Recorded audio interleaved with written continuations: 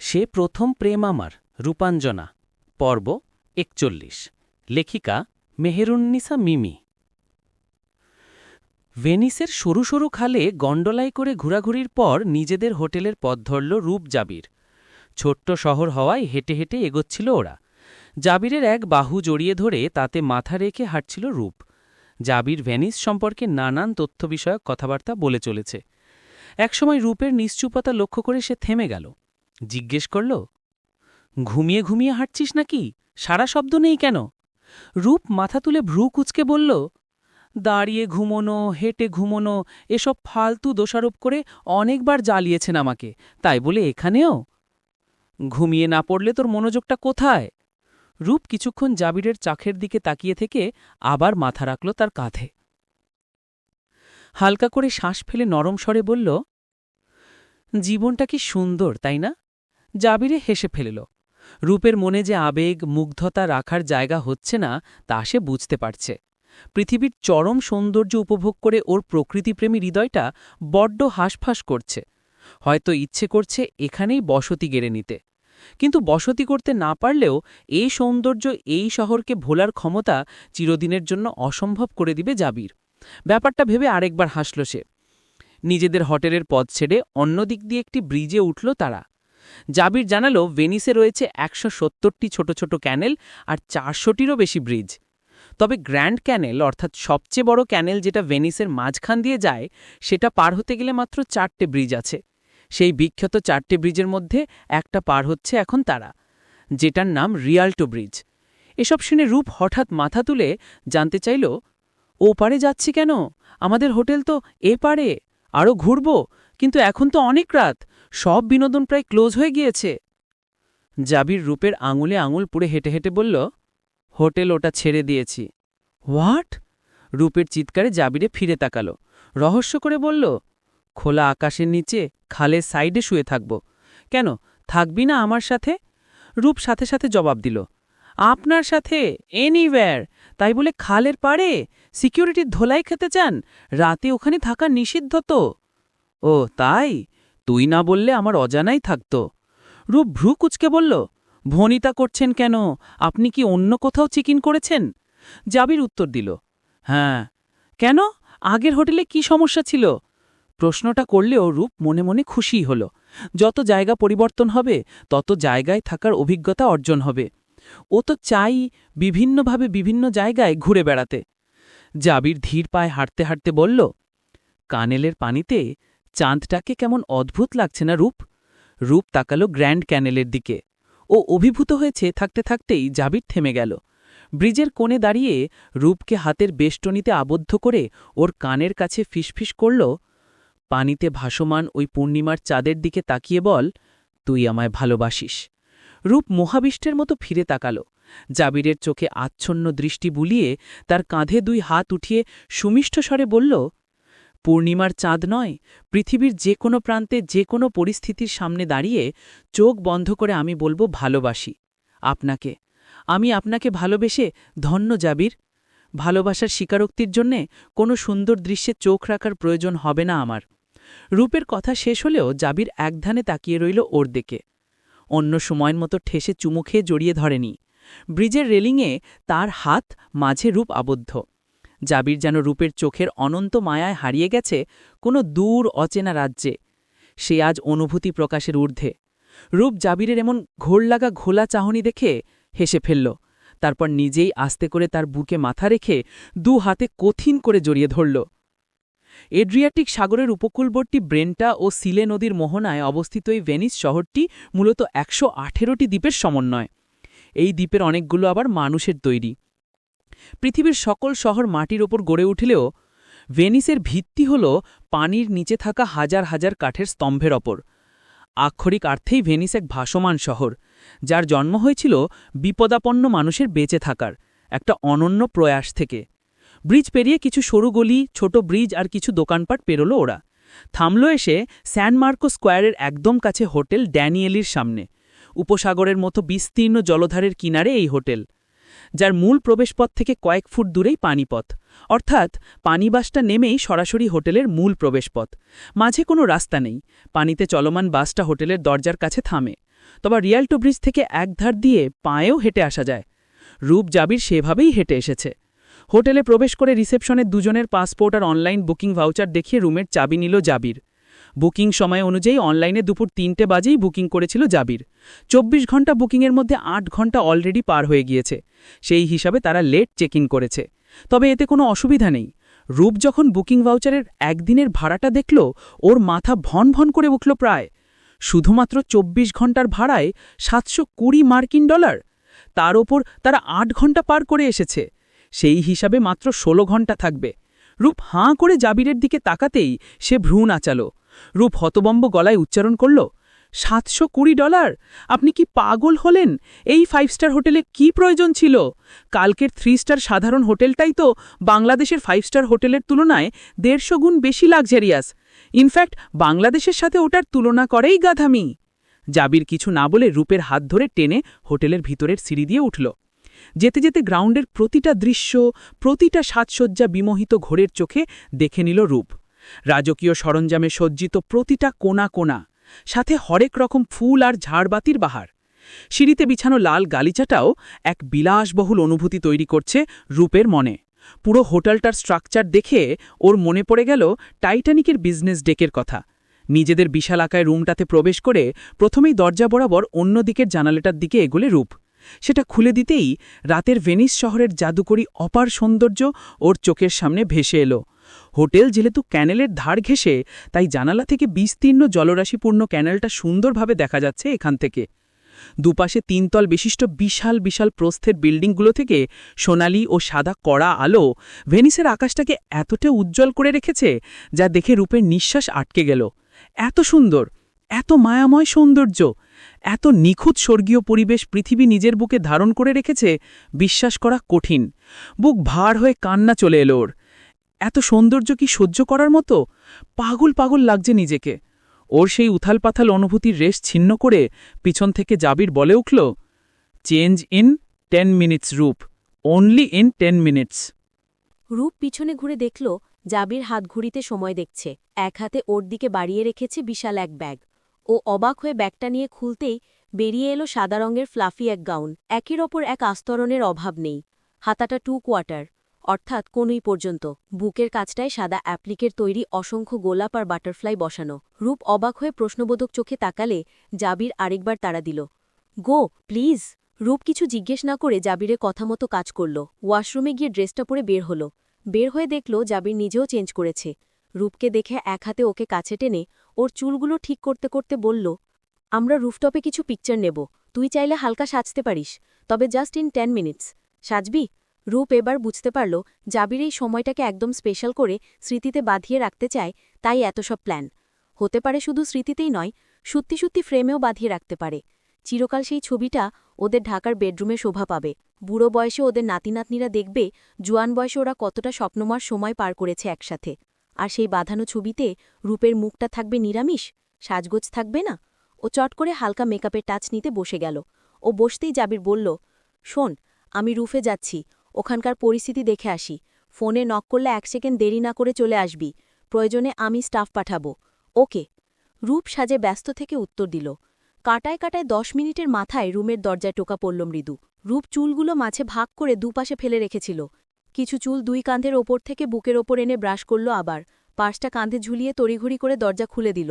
Italian একজন বয়স্ক staff সামান্য বাউ করে ভাঙা ও অদ্ভুত উচ্চারণের ইংরেজিতে বলল, come senora, senor is waiting for you. লোকটা অত্যন্ত নমনীয় ও ভদ্রভঙ্গিতে এক হাত উঁচিয়ে ধরল। রূপ সামান্য হেসে মাথা নাড়ল। ব্যক্তিটার হাতে হাত না রেখে হাসি মুখে বলল, ইটস ওকে। দরজা লক করে লোকটার পিছু পিছু রুফটপে উঠল রূপ। রুফের দরজায় দাঁড়িয়ে আজকের মতো আরও একবার বিস্ময়ে অভিভূত হতে হলো ওকে। ছাদ ভর্তি হরেক রকম বিদেশি ফুল গাছের সমাহার। প্রতিটি গাছে রংবেরঙের ফুল ফুটে আছে। পাতা ও ডালগুলোর উচ্চতা ডিজাইন করে কাট করা। দরজায় দাঁড়িয়ে আশেপাশে তাকিয়ে সম্পূর্ণ পরিবেশটা দেখল রূপ। এখান থেকে সোজা বরাবর দেখা যাচ্ছে ক্যানেলের পানি এবং পানিতে উজ্জ্বল আলোর নাচন। অসংখ্য গন্ডোলা আর ওয়াটারবাসের আনাগোনা। রূপের অন্যমনস্কতার মধ্যেই হঠাৎ কেউ একজন হাত বাড়িয়ে দিল চোখের সামনে। হাতটার কারো নয়, ওরই প্রিয় পুরুষ, হাজব্যান্ড রূপী প্রেমিক পুরুষটার। রূপ মৃদু হেসে জাবিরের হাতে হাত রাখল। ভেনিসের কৃত্রিম অকৃত্রিম সব ধরনের সৌন্দর্য উপেক্ষা করে রূপের লাবণ্যময় সৌন্দর্যে মোহগ্রস্ত হয়ে গেল জাবির। রূপের হাতের পিঠে চুমু খেয়ে অনুচ্চস্বরে উচ্চারণ করল, looking damn fabulous, an angel on earth, shining in my life. রূপ শরীর দুলিয়ে হেসে সামান্য নুয়ে পড়ল। জাবির ওকে নিয়ে রেলিংয়ের সাথে মধ্যবর্তী একটা টেবিলের কাছে গিয়ে দাঁড়াল।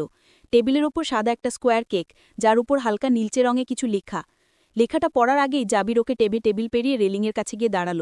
যাওয়ার আগে কেকের উপর থাকা স্পার্কেল ক্যান্ডেলটা জ্বালিয়ে দিল সে। ফায়ারওয়ার্কসের মতো আলোর ঝলকানি জ্বলে উঠতেই আশেপাশের প্রতিটি টেবিল থেকে উৎসুক চোখগুলো এসে ঠেকল ওদের উপর। জাবির হয়তো এমনটাই চাচ্ছিল। সবার চোখের সামনে রূপের বিস্মিত নজরে চোখ রেখে সে এক হাঁটু ভেঙে বসল ওর সামনে। ওর হাতের পিঠে আরেকবার চুমু খেয়ে হাতঘড়িতে সময় দেখল। তারপর রূপের দিকে তাকিয়ে স্মিত মুখে আওড়াল পৃথিবীর শ্রেষ্ঠ ও হৃদয়কাড়া কিছু বাক্য। This is sharp 12 AM, June 21, not just a date on the calendar, but a celebration of every loved year and dream we've shared. Happy anniversary Mrs Afnan Chowdhury, my love. থমকে গেল রূপের চিন্তা চেতনা। এই ব্যক্তিটা বিশেষ এই দিনটাকে এত সুবিশেষ করে তুলল, আর ওর কিনা ঘোরাঘুরির চক্করে মনেই ছিল না। বহুদিন ধরে মনে রেখেও শেষ মুহূর্তে এসে ভুলে গিয়েছিল ও। তবে ভুলে যাওয়ার কারণে আজ সন্তুষ্টই হল। না হলে এই সারপ্রাইজটা এত মধুর লাগত নাকি? রূপের মোহিত দৃষ্টি লক্ষ্য করে উঠে দাঁড়াল জাবির। ওকে অবাকের শীর্ষে তুলে পৃথিবীর সব বাধা বিপত্তির ঊর্ধ্বে পৌঁছে আচমকা জনসম্মুখে ওর ঠোঁটে দীর্ঘ ও গাঢ় এক চুমু খেল জাবির। ও নড়ল না, উপভোগ করল আজ। হাত দুটো দিয়ে জাবিরের ঘাড় আঁকড়ে রাখল। চারপাশ থেকে তুমুল করতালি ও বিদেশি নানান ধরনের অভ্যর্থনা ভেসে আসতেই গাল দুটো ভীষণই লাল হয়ে গেল ওর। কেউ কেউ ওদেরকে চিয়ার করার জন্য সশব্দে শ্যাম্পেনের ছিপি খুলল। অদূরে ক্যানেলের ওপারে সেন্ট মার্কস ক্যাম্পানাইলের ঘণ্টাধ্বনি রাত শেষ হয়ে নতুন তারিখ শুরুর অভিষেক জানাচ্ছিল। পাশে এক বৃদ্ধ ইটালিয়ান লোক ভায়োলিনে বাজাচ্ছে ফরাসি ভাষার বিখ্যাত গানের সুর লাভ ইউ অ্যান্ড রোজ। জাবির ঠোঁট সরিয়ে রূপের টলটলে চোখে একটু তাকিয়ে কপালেও দীর্ঘ চুমু খেল। তারপর আবার ঠোঁটে আলতো চুমু খেয়ে দিনটাকে আজীবনের জন্য স্মৃতির পাতায় গেঁথে দিল অটুট সুতোয়।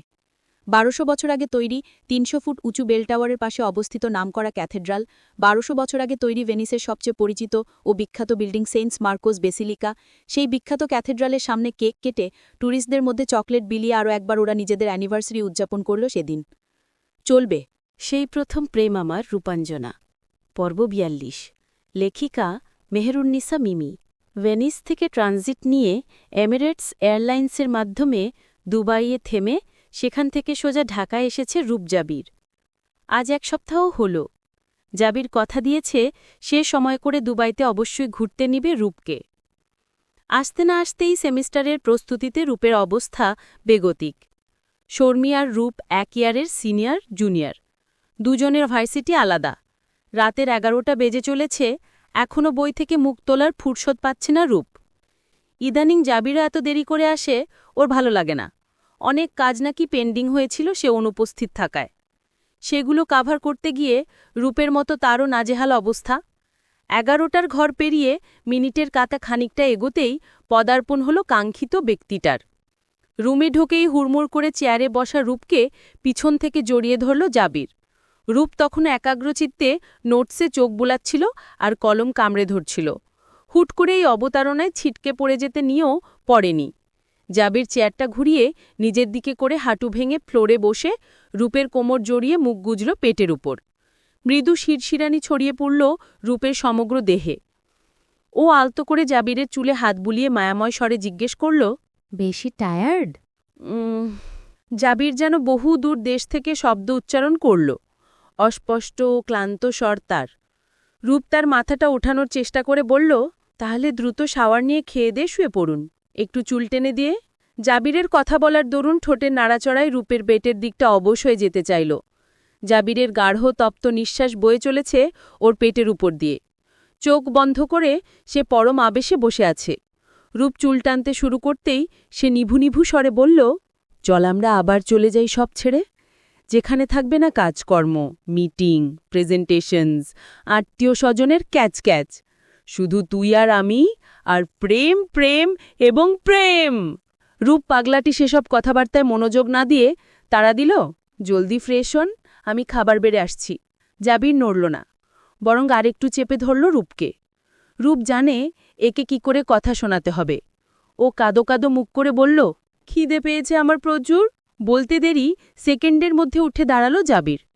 রূপ তার কাপড় বের করে বিছানার ওপর এগিয়ে রেখেছিল, সেগুলো হাতে নিয়ে ওয়াশরুমে চলে গেল সে। ঘড়িটা খুলে রূপের কোলে ছুড়ে দিয়ে বলল, 5 মিনিটে আসছি। জাবির ঢুকতেই রূপ হেসে ফেলল। জাবির বহুবার রেগেছে রূপ এত রাত পর্যন্ত তার জন্য না খেয়ে অপেক্ষা করে থাকে বলে, কিন্তু রূপ সেসব মানতে নারাজ। ওর বড্ড মায়া হয়। কাজের প্রচণ্ড প্রেসারে এত রাত হয় ফিরতে মানুষটার, এরপর ফিরলে সে কিনা একা একা খাবে। অনেক সময় বেশি দেরি হলে অবশ্য খেয়ে ফেলে রূপ, কারণ দেরি হবে জেনে জাবির ফোন দিয়ে শাসায়। কিন্তু জাবির ফিরলে সব বেড়ে দিয়ে নিজে পাশেই বসে থাকে, যত্ন করে তুলে খাওয়ায়। বাড়ির কারো সাথে যেমন জাবির সম্পর্ক রাখতে বরাবরই নারাজ, তেমনি এখন বাড়ির লোকেরাও জাবিরকে এক প্রকার ভুলেই চলে। খাওয়া শেষ হলে জাবির নিজেও কিচেনে গেল। নিজেই কফির সরঞ্জাম বের করে পানি বসাতে চাইল। রূপ বিরক্ত কণ্ঠে বলল, একটু নাটক কম করলে চলে না, নাকি আমাকে বউ বলেই মনে হয় না? রূপের তীব্র আক্রমণে জাবির পিছু হটে গেল। সিঙ্কের সাথে হেলান দিয়ে বুকে হাত বেঁধে দুষ্টু স্বরে বলল, কফিটা নিয়ে রুমে আসুন জানেমান। হাতে কলমে বুঝাচ্ছি, আপনাকে বউ মনে হয় কিনা। স্টোভ জ্বালাতে গিয়ে চোখ রাঙিয়ে তাকালো রূপ জাবিরের দিকে। রাত প্রায় তখন 12টা। সবাই যার যার রুমে থাকলেও কেউ ঘুমোয়নি তখনও। মাঝে মধ্যে টুকটাক শব্দ আসছে এরোর ঘর থেকে। এমন সময় আচমকা রাফিন এসে দাঁড়ালো কিচেনের দরজায়। সে ওদেরকে দেখে থমকে দাঁড়ালো। জাবির যেভাবে দাঁড়িয়েছিল সেভাবেই দাঁড়িয়ে রইল। রাফিনকে দেখে তার অভিব্যক্তির এক চুল পরিবর্তন হয়নি। ভাবলেশীন গুরুত্বহীন ভাব তার চেহারায়, যেটা স্পষ্ট নীরব উপমান হিসেবে ধর্তব্য। রূপ পিছন ঘুরে থাকায় রাফিনকে তখনও দেখেনি। জাবিরই হঠাৎ জিজ্ঞেস করল, কফি লাগবে? রাফিন মাথা নেড়ে বলল, ওদের কথাবার্তায় রূপ মুখ উঠালো, কিন্তু পিছন ফিরে তাকালো না। রাফিনা যাবার স্নেহার সাথে ঝামেলার দরুন এই বাড়িতে এসেছে বিরক্ত হয়ে। রূপের কফি বানানো শেষ। জাবির কফিটা এক হাতে নিয়ে অন্য হাতে রূপের হাত ধরে রাফিনকে পেরিয়ে যাওয়ার সময় শান্ত কণ্ঠে বলল, তাহলে বানিয়ে খাও। ওরা চলে গেলেও রাফিন নড়ল না। সে চোখ মুখ শক্ত করে দাঁড়িয়ে রইল। স্নেহা আজ পর্যন্ত তার কফিতে 1 চামচ চিনিও মিশিয়ে দেয়নি। আর এখানে জাবির নিজে কফি বানাতে চাওয়ায় রূপ ধমকে তাকে সরিয়ে দিয়েছে। উচ্চকাঙ্ক্ষা মানুষকে অনেক সময় উচ্চ থেকে ছুরি ফেলে জমিনের অতলে। রাফিনেরও হয়েছে সেই দশা। রূপ রুমে আসতেই বিড়াল দুটো লাফিয়ে কোলে উঠল ওর। এরা এখন অনেকটাই বড় হয়েছে, সেই সাথে দুষ্টুমি বেয়ারাপনাও বেড়েছে। জাবির বিরক্ত কণ্ঠে বলে উঠল, ওয়াদ্দা। রূপ তেতে ওঠে বলল, এই, এখন আবার শুরু হয়ে যাবেন না বললাম। ওরা এক্ষুনি ঘুমোতে চলে যাবে, তাই একটু আদর করে দিচ্ছি। জাবির বারান্দায় যেতে যেতে বিড়বিড় করে বলল, বিড়ালের বাচ্চা যে কেন হলাম না। বিড়াল দুটোকে ক্যাট হাউসের ভিতর রেখে বিছানাটা গোছাতে গেল রূপ। এমন সময় হঠাৎ ফোনে একটা মেসেজ এলো ওর। হাতে নিয়ে শর্মির নামটা দেখে কিছুটা ভরকে গেল রূপ। রুমে না এসে মেসেজ কেন দিচ্ছে শর্মি? কিছু হলো না তোর? রূপ মেসেজ ওপেন করে দেখল লিখা, একটু রুমে আসবা প্লিজ ভাবি, ভাইয়া আছে বলে আমি তোমাদের রুমে এলাম না। রূপ ফোন হাতে নিয়ে রুমের লক খুলে বের হচ্ছে। এমন সময় বারান্দা থেকে ধমকে উঠল জাবির, বাইরে আবার কোন বাচ্চা পড়ে আছে তোর যে এখন আবার বের হচ্ছিস? রূপ চক্কিতে তাকিয়ে বের হতে হতে বলল, শর্মির কাছে যাচ্ছি, একটু দরকার, বলেই বের হয়ে গেল। শর্মির চাপানো দরজাটা মেলতেই দেখল অস্থির ভঙ্গিতে ঘরময় তায়চারি করে চলেছে মেয়েটা। রূপকে দেখেই দরজাটা বন্ধ করে হাত ধরে ঘরের মাঝে টেনে এনে বিছানায় বসালো। রূপ তার অস্থিরতার ভঙ্গি দেখে ভ্রু কুঁচকে জিজ্ঞেস করল, কি সমস্যা নন্দিনী? শর্মি লম্বা একটা শ্বাস টেনে আবার তা ত্যাগ করল। রূপের দিকে ঘুরে বসে কিছুক্ষণ অসহায় মুখে তাকিয়ে থেকে অবশেষে বলল, এত প্যারা আমার ভালো লাগছে না। কিসের প্যারা তোমার? শর্মি একটু ইতস্তত করে বলল, ওনাদের বাসা থেকে বিয়ের জন্য পীড়াপিড়ি করছে। পাত্রীও দেখে যাচ্ছে সমানতালে গণহারে। এখন উনি আমাকে বলছেন আমাদের বাড়িতে প্রস্তাব আনবেন। রূপ জানত সাদাফের বিষয়েই কিছু বলবে শর্মি, কিন্তু যা শুনল তাতে শর্মির চেয়ে বেশি দুশ্চিন্তাগ্রস্ত ও নিজেই হয়ে পড়ল। তবুও আত্মবিশ্বাসী কণ্ঠে শর্মিকে ভরসা দিল, এটা তো ভালো সিদ্ধান্ত। তুমি চিন্তা করছো কেন এত? ভালো খবর না ছাই, এই তো সেদিন মাত্র বললাম স্টাডি কমপ্লিট না করে বিয়ে করব না। এখনই যদি আবার রাজি হয়ে যাই, সবাই ব্যাপারটা কিভাবে নেবে? কিভাবে নেবে? উফ, তুমি বুঝতে পারছো না? সবাই সন্দেহ করবে এ আমার বয়ফ্রেন্ড। বয়ফ্রেন্ড না তাহলে? বয়ফ্রেন্ডই তো, কিন্তু মাত্রই বাবা মার পছন্দের পাত্রকে রিজেক্ট করে এখন অচেনা একজনকে বিয়ে করতে এক কথায় রাজি হয়ে গেলে সবাই বুঝবে তার সাথে আমার রিলেশন আছে, অচেনা নয়। এতে সবাই রেগে উল্টো বিয়েই দিবে না। আর ভাইয়া কি পরিমাণ রাগান্বিত হবে ভাবতেই পারছি না। এত ভরসা করে আমাকে সাপোর্ট করল সবার কাছে, আর তাকে কিনা আমি ধোকা দিচ্ছি। এদিকে সাদাফেরও বিয়ের জন্য তারা। রূপ খুব মনোযোগ দিয়ে শুনল সব। অবশেষে একটু ভেবেচিন্তে বলল, আচ্ছা, আমি এ চৈতির সাথে কথা বলে দেখি কিছু করা যায় কিনা। শর্মে তো বিশেষ নিশ্চিন্ত হতে পারল না, তথাপি কিছু করারও নেই। সুতরাং মাথা নেড়ে তখনকার মতো চিন্তা ঝেড়ে ফেলতে চাইল। রূপকে আরও কিছুক্ষণ বুঝিয়ে শুনে বের হয়ে এলো ঘর থেকে। রাত অনেক হয়েছে।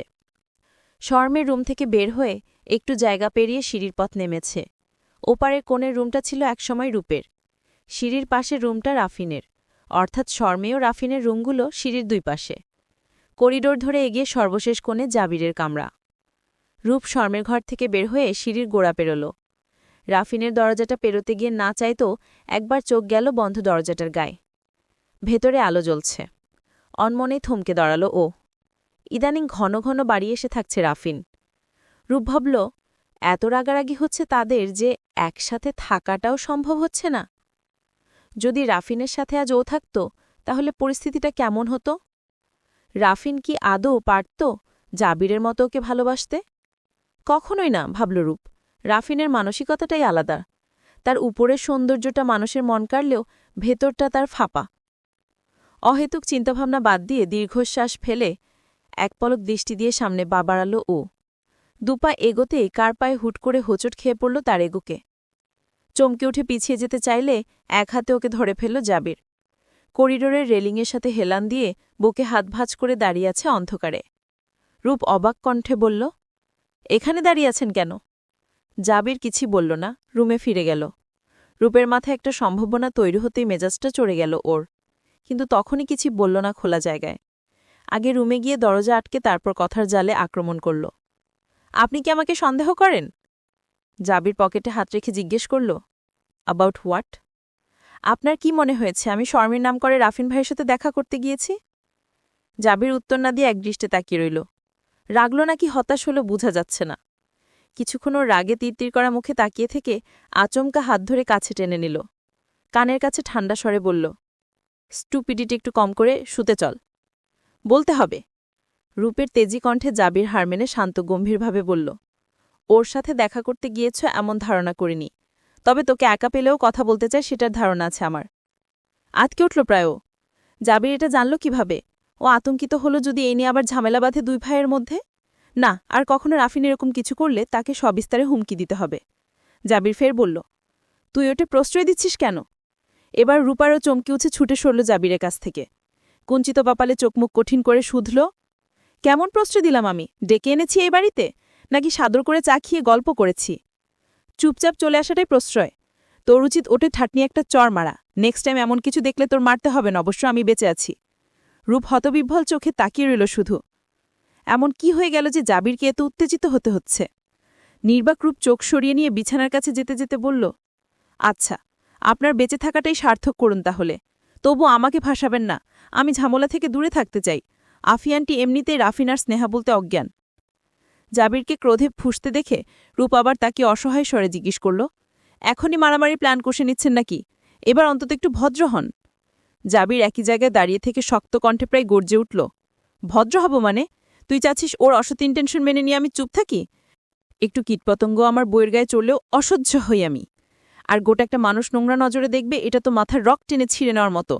বিষয়টা জেনেও এতদিন কি করে প্রশান্ত আছে আই ডোন্ট নো। এখন তুইও ওর হয়ে আমার সাথে তর্ক করলে খুন খারাপই হবে একটা বলে দিলাম রূপ। জাবির যেন আক্রোশে অন্ধ হয়ে কাঁপছে প্রায়। রূপ কিছুক্ষণ হতভাগ হয়ে চেয়ে থেকে ফোঁস করে নিঃশ্বাস ফেলে বলল, দেখুন, বিষয়টা হচ্ছে অপছন্দনীয় হলেও সত্য যে তার সাথে আমার একটা সম্পর্ক তো আছে।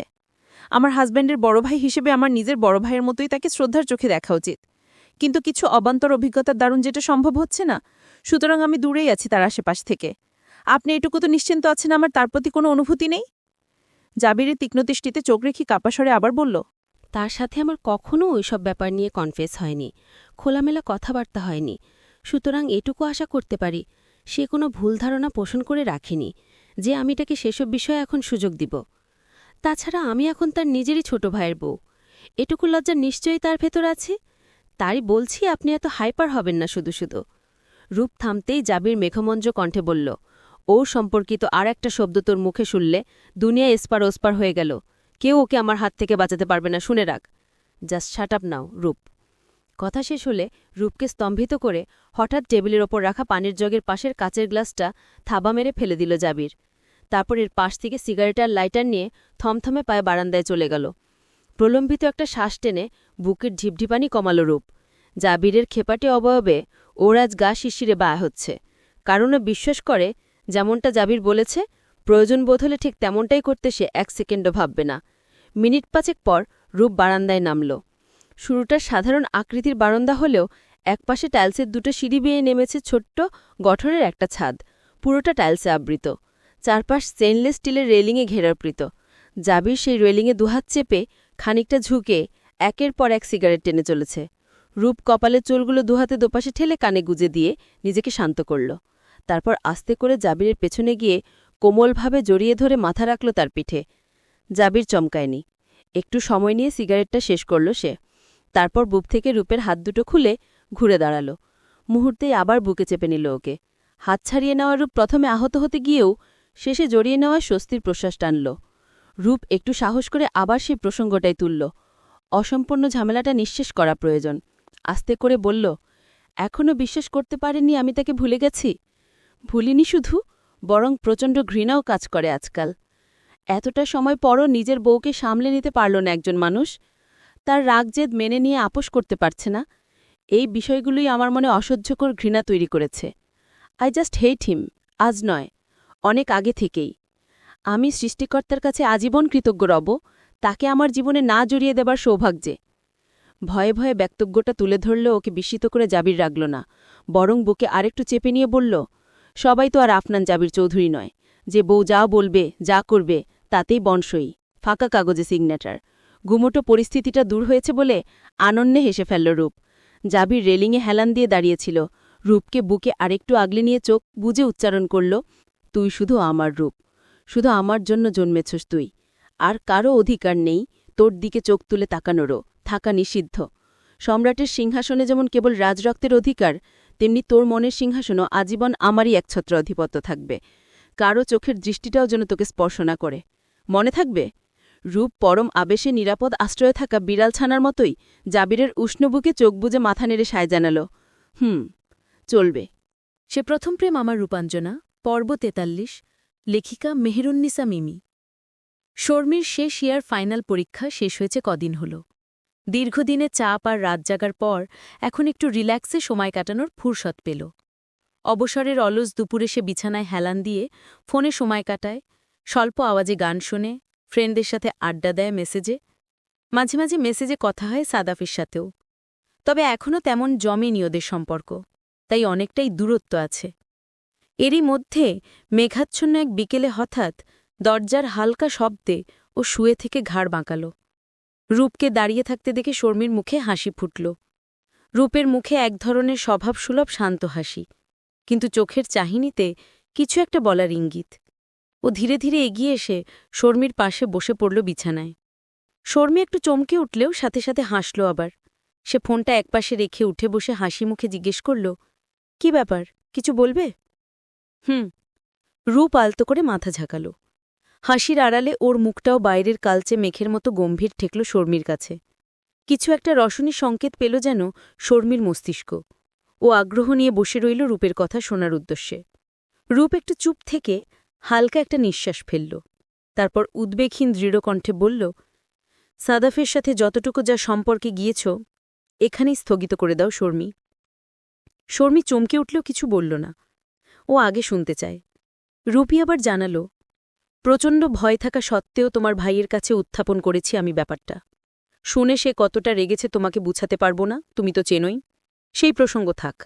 তোমাকে আজ বলতে চাই কেন এই বিষয়টা নিয়ে আমি এত ভয় ছিলাম, আর তোমার ভাইই বা কেন এতটা রাগল। রূপ শর্মির মুখের দিকে তাকিয়ে আছে ওর প্রতিক্রিয়া দেখতে। শর্মি স্তব্ধ হয়ে চুপচাপ শুনছে। চেহারায় তেমন কোনো অভিব্যক্তি নেই, শুধু মনে হচ্ছে সামান্য একটা দীর্ঘশ্বাস ওর বুকের মাঝে আটকে আছে। রূপ চলে গেলেই হয়তো সেটা পরিত্যাগ করে বুক হালকা করবে। হালকা নাকি আরও গভীর হবে বুকের ভার, রূপ জানে না। কথাগুলো ওকে বলতেই হবে। নিবিষ্ট চোখে তাকিয়ে থেকেই আবার বলতে থাকল, আগে বলিনি তোমাকে কারণ ভেবেছিলাম তোমাদের সম্পর্ক কোনো পরিণতি পেলে ব্যাপারটা জানা না থাকাই তোমার জন্য সুখকর হবে। কিন্তু যেহেতু এখন সেই সুযোগ নেই তাই বলছি, সাদাফ ভাইয়া একসময় আমাকে পছন্দ করত। একদিন আমাকে ড্রপ করার পর হুট করে হাত ধরেছিল আমার, আর সেটাই তোমার ভাই দেখে ফেলে আমাদের রিলেশন আছে ভেবে চর মেরেছিল সবার সামনে। মনে আছে তোমার? শর্মি যন্ত্রের মতো মাথা নাড়াল, অসহায় মুখে বলল, সেই ছেলেটা যে সাদাফ এটা জানতাম না। সাদাফ তো কখনো কিছু বলেনি। কিভাবে বলবে? কিছু ছিল না তো আমাদের মধ্যে। শুধু সে আমাকে পছন্দ করত এই পর্যন্তই। আর এর বাইরে বলতে গেলে চৈতি আর ওর মাও আমাকে পছন্দ করে রেখেছিল, মানে সাদাফির সাথে, আচ্ছা বাদ দাও, তোমার ভালোর জন্যই বলছি, সম্পর্কটা আর টেনো না, সরে এসো। শর্মিকে স্তব্ধ রেখেই উঠে গেল রূপ। সাদাফের যদি রূপকে পূর্বে ভালো লেগে থাকে, তাহলে তারই ননদকে আবার কিভাবে মাত্র কদিনেই পছন্দ করে ফেলল? এত দ্রুত মন পিছিয়ে যায় মানুষের, তাও একই বাড়ির মেয়েদের প্রতি। একটুও দ্বিধা হয়নি সাদাফের। দুঃখ পাওয়ার পরিবর্তে এসব ভেবে বরং শর্মির মনটা বিতৃষ্ণ হয়ে গেল সাদাফের প্রতি। মনে মনে সান্ত্বনা পেল সম্পর্কটা এখনও বেশি এগোয়নি বলে। সাদাফ আর শর্মির বিষয়টা জানার পর জাবির এবার নিজে পদক্ষেপ নিল। ইশতিয়াক চৌধুরীকে জানালো শর্মির অনার্স শেষ, আর তার বিয়ের বয়সও হয়ে গেছে, সুতরাং বিয়ের কথা আবার ভাবা যায়। ইশতিয়াক চৌধুরী জাবিরের উদ্যোগ দেখে আগ্রহ নিয়ে জানতে চেয়েছেন, তাহলে কি রায়ানবের সাথে ঝুলিয়ে রাখা বিয়েটা এগানো চালে?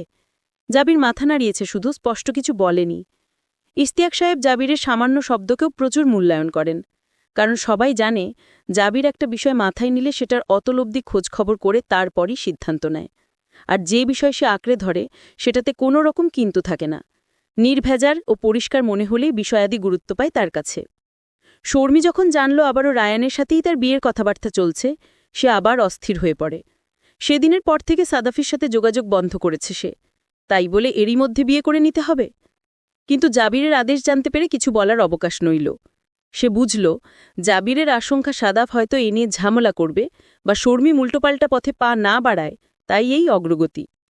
বিকেলে চায়ের নাম করে ছাদে রূপকে একা নিয়ে শর্মি করুণ মুখে বলল, এসব কি ভাবি, এখনই আবার বিয়ের জন্য ব্যস্ত হয়ে পড়ল সবাই, তাও আবার রায়ানকেই। রায়ানের মধ্যে কি সমস্যা শর্মি? রূপ কোমল স্বরে জানতে চাইল। শর্মি মুখ ফিরে দীর্ঘশ্বাস ফেলে বলল, সেরকম সমস্যা নেই কিছু, কিন্তু যে বিয়ে একবার বরখাস্ত হলো আবার সেখানেই কথাবার্তা, এটা লজ্জাজনক নয়? ওখানে কি আছে আমান? বরখাস্ত হয়নি, তুমি ভুল জানো। বাবা মা সময় নেওয়ার নাম করে উনাদেরকে স্থগিত রেখেছেন। প্রায় বছরখানেক তো হতে চলল। রায়ানের দেশের বাইরে যাওয়ার কথা ছিল, কিন্তু সে এখানেই বিজনেস নিয়ে সেটল হয়ে গেছে বলে ওনাদের আর তাড়া ছিল না, তাই সময় নিয়েছেন। আর তুমি তো জানোই বাবা আর আশরাফ আঙ্কেলের মধ্যে কত ভালো বন্ধুত্ব, আর সেটাকেই আর একটু বিস্তৃত স্থায়ী করার জন্য তোমাকে উপকরণ বানানো হচ্ছে। শর্মি কিছু না বলে মুখ গোমরা করে রইল। রূপ হালকা হাসি দিয়ে ওকে আশ্বাস দিয়ে বলল, আর বারবার যে বলছো এখুনি আবার কেন বলছো এটা? আমার কখন বিয়ে হলো দেখলে না? অনার্সেই তো হয়ে গেল। শর্মি আস্তে করে শুধু বলল, রূপ ওর মনটাকে ভালো করার জন্য হঠাৎ মুখে দুষ্টুমি ফুটিয়ে জিজ্ঞেস করল, রায়ানকে দেখেছ? ওই যে মা ছবি দিয়ে গেল তখন দেখেছি। ওই এক ছবি দেখে কিছু বুঝে যায় নাকি? আমার কাছে ফেসবুক আইডি আছে, সেখানে তার ছবি দেখেছি বেশ কটা। তুমি আইডি নিয়ে সেগুলো দেখো, যাচাই করতে সুবিধা হবে। তবে যাচাইয়ের রেজাল্টটা পজিটিভই আসবে, আমি নিশ্চিত।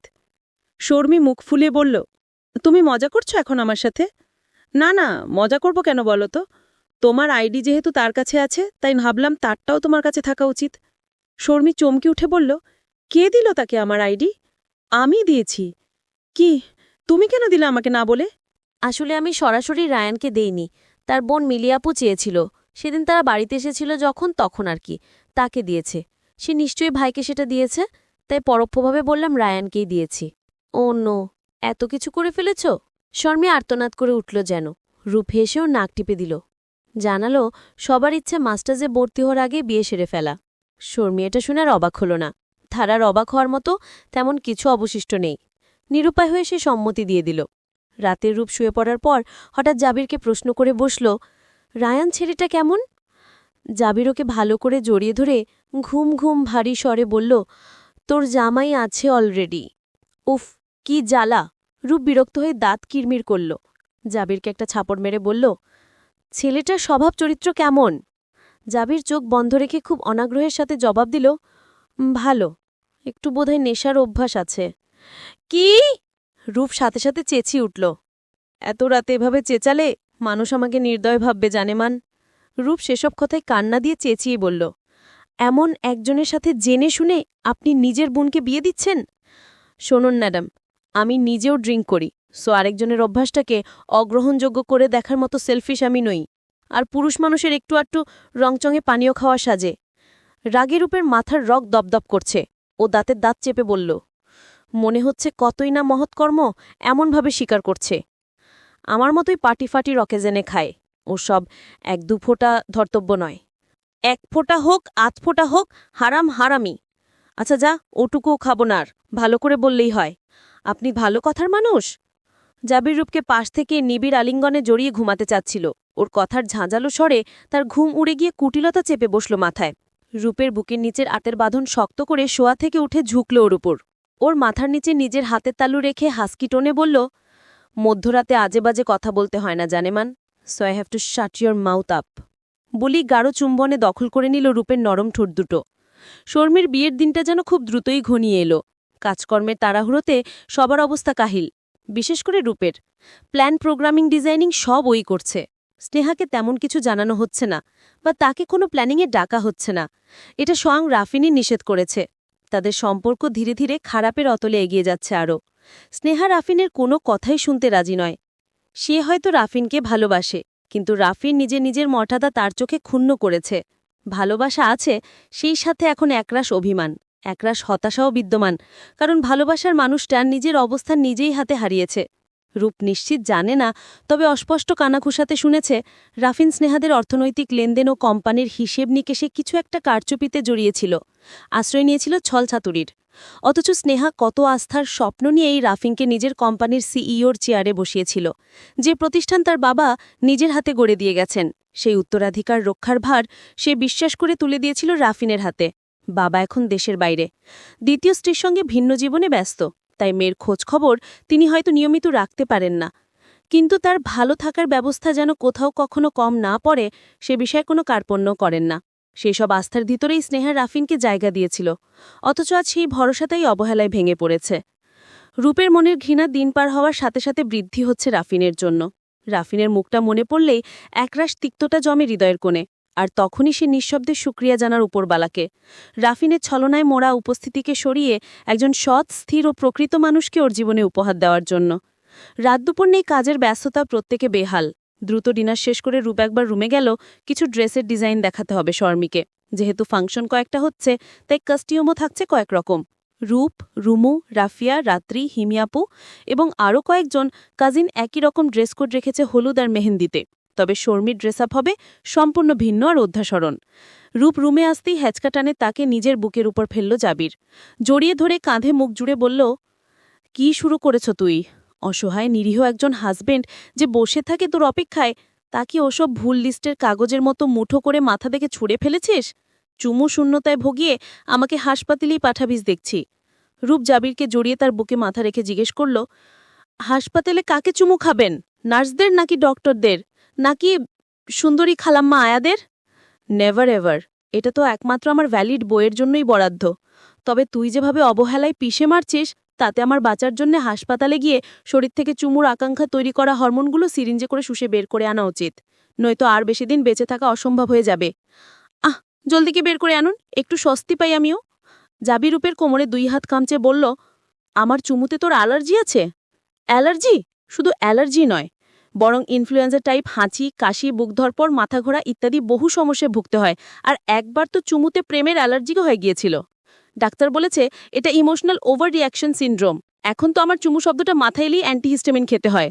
কথাগুলো বলতে বলতে রূপ জাবিরকে দুহাতে ঠেলে সরিয়ে দিয়েছে।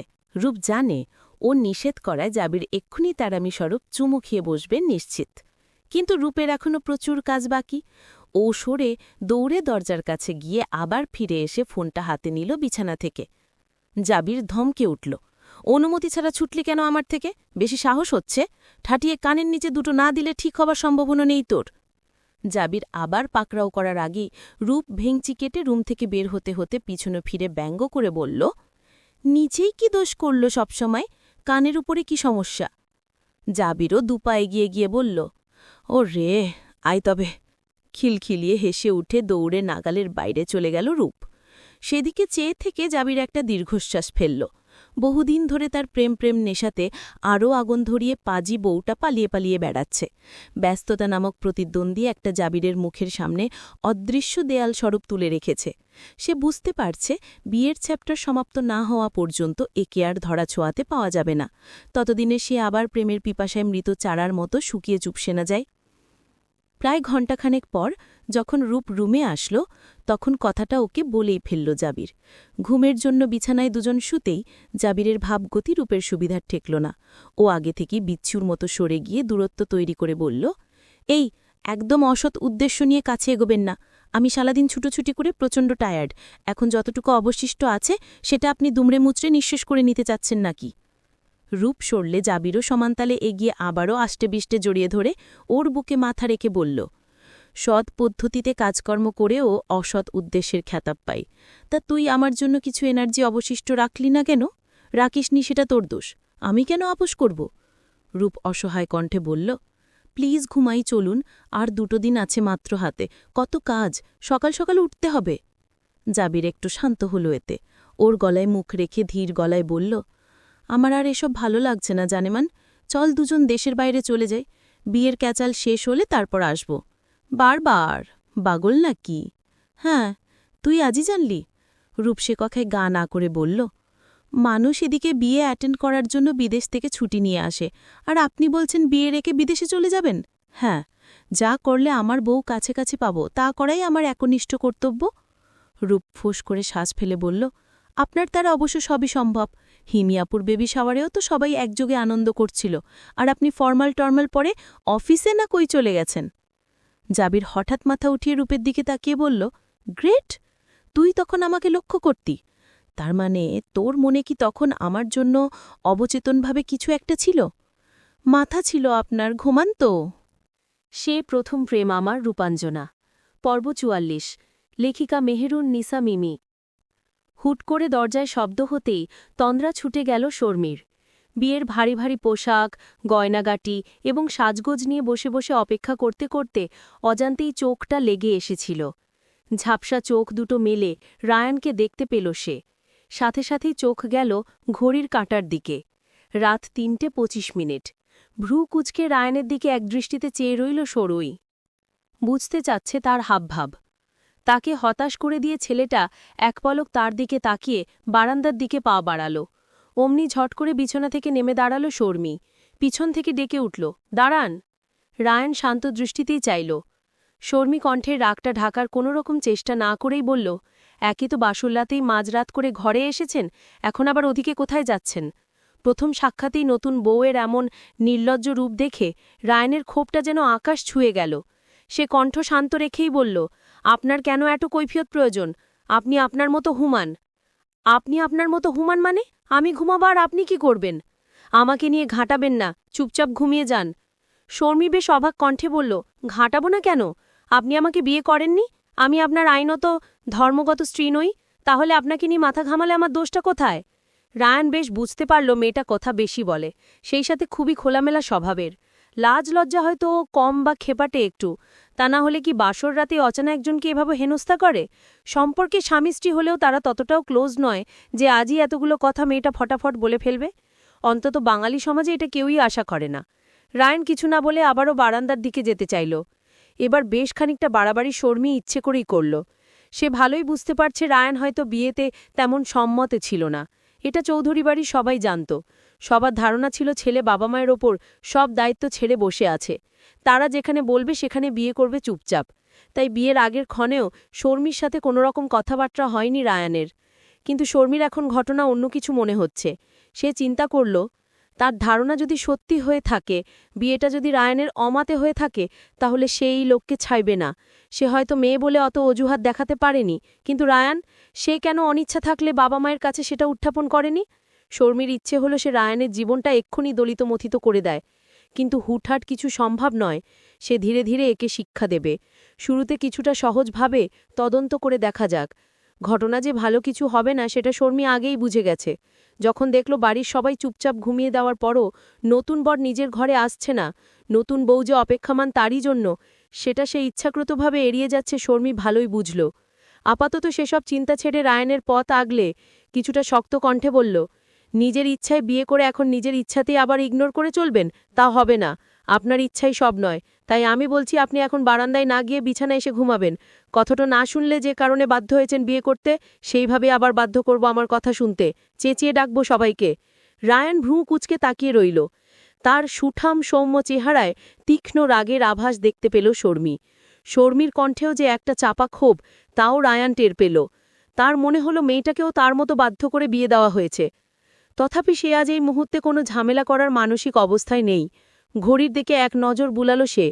হয়তো কথা বাড়ানোর মন মানসিকতা বা ধৈর্য ছিল না, অথবা মেয়েটার কাছে নিজেকে অভদ্র প্রমাণ করতে চাইল না। যে কারণেই হোক রায়ান চুপচাপ কাঠের কাবার্ড থেকে কাপড় নিয়ে ওয়াশরুমে চলে গেল। মিনিট 15 পর বের হয়ে দেখল শর্মী বিছানায় বসে চিন্তিত ভঙ্গিতে সামান্য করে পা নাচাচ্ছে।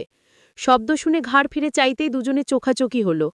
শর্মী যেন কিছু একটা শোনার আশা নিয়ে উৎসুক দৃষ্টি মেলে রেখেছে রায়ানের দিকে, কিন্তু তাকে সম্পূর্ণ নিরাশ করে চুপচাপ শান্ত ভঙ্গিতে বিছানার অপর পাশে শুয়ে পড়ল রায়ান। নিরাশায় শর্মীর হাঁটু দুটো ভেঙে আসতে চাইল, তথাপি সে মনোবল না হারানোর কঠিন সিদ্ধান্ত নিয়ে উঠে দাঁড়াল। সে অতটাও দুর্বল নয় এবং কখনো হবেও না। শুধু তার কথা একদারই মেনে নেওয়ায় খানিকটা প্রত্যাশা এসে গেছিল রায়ানের প্রতি, যেটা ভাবা তার নিজেরই অনুচিত হয়েছে। বিয়ে যখন হয়েই গেছে, সবটা মানিয়ে নিয়ে নিজের মতো পরিবর্তনের চেষ্টা করা ছাড়া আর কোনো উপায় দেখল না শর্মী। নিজেও ফ্রেশ হয়ে এসে বিছানার অপর পাশে বসল। বুক ভরে দীর্ঘ একটা নিঃশ্বাস নিয়ে উল্টো পাশ ফিরে থাকা রায়ানের দিকে অনেকটা সময় নিয়ে তাকিয়ে রইল সে নিশ্চিত জানে মানুষটা ঘুমায়নি, চুপচাপ চোখ বন্ধ করে নিশ্চয়ই জীবনের অঙ্কগুলোর হিসেব মিলাতে ব্যস্ত। আচ্ছা, তার কি অন্য কোথাও পছন্দ ছিল, অথবা কোনো রিলেশন? না, এসব কেন ভাবছে শর্মী? এমন কিছু থাকলে কি রায়ান চুপচাপ বিয়েতে রাজি হয়ে যেত? হয়তো অন্য কোনো ঝামেলা আছে। তথাপি এই বিষয়ে কোনো একদিন জিজ্ঞেস করব বলে মনস্থ করল। নিঃশব্দে উঠে গিয়ে লাইটটা বন্ধ করে দিল। ক্ষণপূর্বে রায়ানকে নিষেধ করে এখন সে নিজেই বারান্দায় গিয়ে দাঁড়াল। 2 তলা বাসাটার 1 তলার অর্ধেক গ্যারেজ আর বাকি অর্ধেক ফ্ল্যাট করে ভাড়া দেওয়া। 2য় তলার পুরোটাই রায়ানরা ব্যবহার করে। বাড়ির বাইরে খানিকটা খোলা জায়গা পেরিয়ে বাড়ির মূল গেট। গেটের আশেপাশের রঙিন বাতিগুলো দেখে শর্মীর মনে নিদারুণ শিহরণ খেলে গেল। আজ তার বিয়ে, অপরিচিত একজন মানুষকে সে স্বামী বলে মনে প্রাণে মেনে নিয়েছে। কি করে পারল? মানুষটা তাকে মেনে নিতে পারেনি জেনেও বিষয়টা শর্মীকে ততকাল যন্ত্রণা দিতে পারছে না। সব বিষয়েই সে কেমন পজিটিভিটি খুঁজে পায় সবসময়। সহজ কঠিন সবকিছু সহজে মেনে নিতে পারে। সব পরিস্থিতিই তার যুক্তির কাছে নমনীয় হয়। পরিবার এবং বন্ধুবান্ধবদের ভাষায় সে খুব কঠিন হৃদয়ের শক্ত ঢাঁচের মেয়ে। দুঃখ কষ্ট তাকে সহজে কুপকাত করতে পারে না। এই জন্য হয়তো বাবা মা তাকে রায়ানের সাথে বিয়ে দিয়ে অতটা চিন্তিত নন যতটা হওয়ার কথা। যেহেতু ছেলের তেমন আগ্রহ দেখা যায়নি বিয়েতে, সে নিয়ে চিন্তা করার কথা তো ছিলই। 12 বিষয় ভাবতে ভাবতে হঠাৎ শর্মীর মাথা ঝিমঝিম করে উঠল। সহসাই মনে পড়ল দুপুরে পার্লার থেকে এসে রূপের হাতে সেই যে খেয়েছিল। এরপর এত ঝামেলায় সবার খাওয়া হলেও তার খাওয়ার কথা কারোরই মনে নেই। অন্যকে কি দোষ দিবে? নিজের কথা নিজেরই তো মনে নেই। দ্রুত পায়ে রুমে প্রবেশ করল সে। এক্ষুনি কিছু না খেলে প্রেশার ফল করবে, সাথে শুরু হবে ঘাড় ব্যথা, শরীর কাঁপাকাঁপি। কিন্তু খাবে কি? রাত 4টের বেশি। এত রাতে খাবারের কথা বলবেই বা কাকে? সারাদিনের ধকলের পর সবাই নিশ্চয়ই ক্লান্ত হয়ে ঘুমাচ্ছে। উপায় না পেয়ে রায়ানের রুমেই এদিক ওদিক দৃষ্টি দিয়ে খুঁজতে লাগল। একবার রায়ানের দিকে তাকিয়ে দেখল সে আগের মতোই শুয়ে আছে, হয়তো ঘুমিয়েও পড়েছে। রায়ানের ওয়ার্ড্রোবটার উপর টিভির পাশে নানান জিনিসের মধ্যে ছোট্ট একটা বিস্কিটের প্যাকেট দেখতে পেল। বিস্কিট শর্মীর ভীষণ অপছন্দ, কিন্তু এই মুহূর্তে অন্য কোনো উপায় নেই। সেটা নিয়ে বিছানায় বসল। রায়ানের দিকে পিঠ থাকায় বুঝতেই পারল না ঘাড় ঘুরিয়ে এই মুহূর্তে শর্মীর দিকেই চেয়ে আছে সে। শর্মী বিস্কিট চিবোচ্ছে। ভীষণ বিদঘুটে লাগছে এটা খেতে, কিন্তু পেটটা আপাতত কিছুটা হলেও ঠান্ডা করতে হবে। কাল আবার বৌভাতের অনুষ্ঠান আছে, সে চাইছে না অসুস্থ হয়ে দিনটা নষ্ট করতে। রায়ান উঠে বসার শব্দে চমকে পিছনে ফিরল হঠাৎ। রায়ান জিজ্ঞাসু দৃষ্টিতে তাকিয়ে রইল। সেটা বুঝতে পেরে শর্মী সহজ সরল উক্তি, খিদে পেয়েছিল তাই এটা না বলে নিতে হলো। আপনি আবার রাগ করেননি তো? নতুন বউয়ের এমন ডেসপারেট ব্যবহারে রায়ান সত্যিই বিস্মিত হতবাক। কোথায় একটু লজ্জা পাবে তা না নিজেই কৈফিয়ত দিচ্ছে। শর্মী যে রাগ বশতই যেমন করছে সেটা সামান্য টের পেল রায়ান। তবে সোজাসাপটা কথা বলার ধরনটাও খারাপ নয়। নির্ঘুম টেনশন আর রাগের দরুন রায়ানের চোখ দুটো লাল। সে নির্বিকার কণ্ঠে জিজ্ঞাসা করল, আপনি রাতে খাননি? আমাকে খাওয়াতে আপনার মা এসেছিলেন রাতে। তখন আমার ক্ষুধা না থাকায় খাইনি, এরপর হয়তো কারোর মনে ছিল না। ইনফ্যাক্ট ক্ষুধা টের পাওয়ার আগ মুহূর্ত পর্যন্ত আমার নিজেরও মনে নেই। শর্মী ভেবেছিল রায়ান তাকে খাবার এনে দেওয়ার কথা কিছু জিজ্ঞেস করবে, কিন্তু একটু পরে সে বুঝতে পারল প্রথম দিনে এত আশা করাটা তার একেবারে উচিত হচ্ছে না।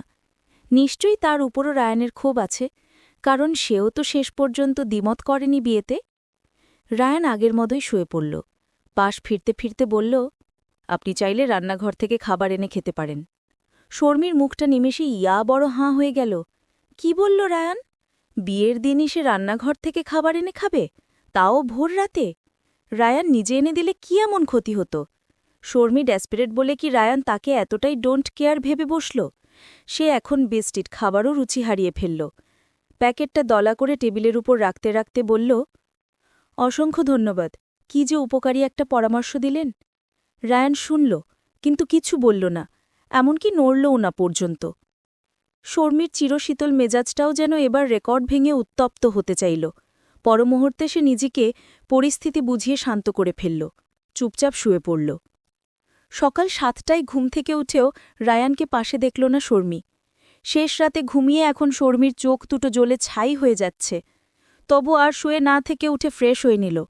রায়ান কি তাকে সামান্যতম সহ্যও করতে পারছে না যে সকাল সকালই উঠে চলে যেতে হলো? বাড়ির সবার কাছে শর্মিকে কতটা ছোট হতে হবে ভেবেছে একবার? সকাল গড়িয়ে দুপুর হয়ে যাওয়ার পরও শর্মি একবারের জন্য রায়ানকে দেখতে পায়নি। সেটি বাড়িতেই নেই, কাউকে তো জিজ্ঞেসও করা যাচ্ছে না। রায়ানের ফোন নাম্বারটা থাকলে এতক্ষণে তাকে কোনোভাবে ব্ল্যাকমেল করে নির্ঘাত বাড়িতে নিয়ে আসত শর্মি। কিন্তু যে পাখি ধরাই দিতে চায় না তাকে কিভাবে বাঁধবে সে? সাজগোজ শেষ হতেই চৌধুরী বাড়ির লোকজন সবাই চলে এলো এবং স্বাভাবিকভাবেই সবাই রায়ানের কথাটাই আগে জিজ্ঞেস করল। ঘণ্টা দুয়েক অপেক্ষা করেও যখন তার দেখা মিলল না, রূপ এসে কোলাহলের মাঝে শর্মিকে আক্কুনি নিয়ে গেল। ফিসফিস করে জানতে চাইল, তোমার জামাই কি কোনো কাজে বের হয়েছে? বলে গেছে কিছু তোমাকে? সবাই দেখলাম ফোন করেও তাকে লাইনে পাচ্ছে না। শর্মি কি বলবে, কথা না পেয়ে মুখ থমথমে করে দাঁড়িয়ে রইল।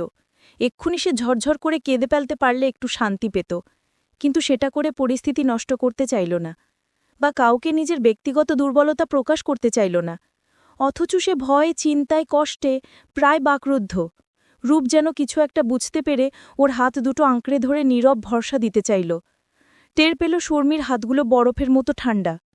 আশরাফ সাহেব ছেলের এমন অসভ্যতায় জরপরনায় লজ্জিত হলেন। এ কেমন মানুষ করলেন তিনি ছেলে দুটোকে? তারা কেন বাবা মায়ের মুখে চুনকালি দিতে উঠে পড়ে লেগেছে?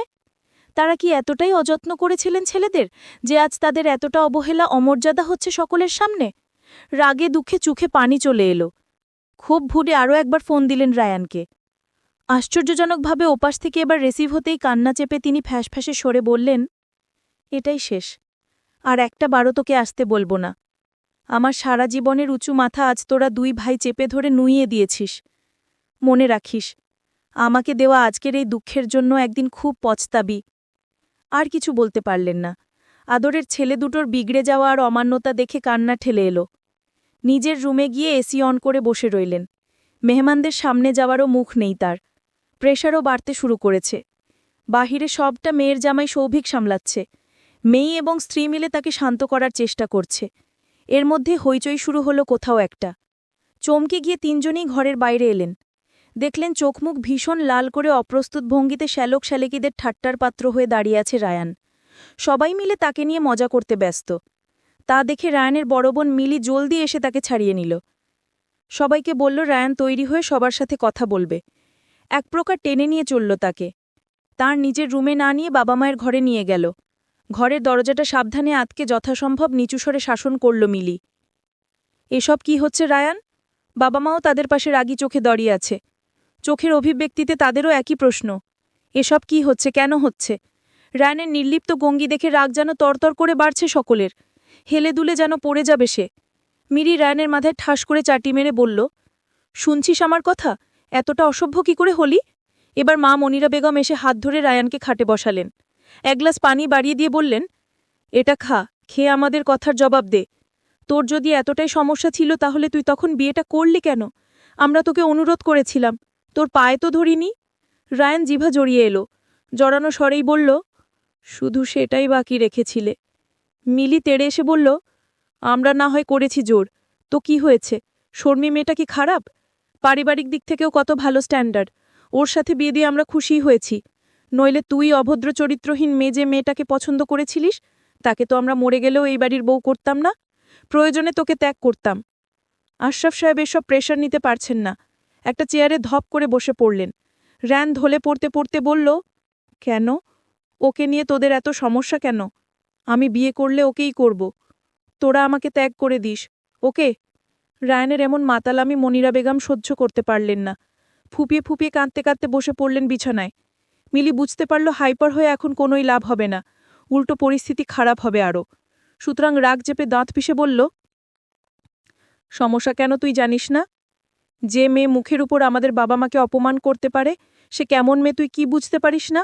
অবশ্য একজন বিদেশাগত আধুনিক কালচার ফলো করা মেয়ের কাছে এর চেয়ে ভালো ব্যবহার আশাও করা যায় না।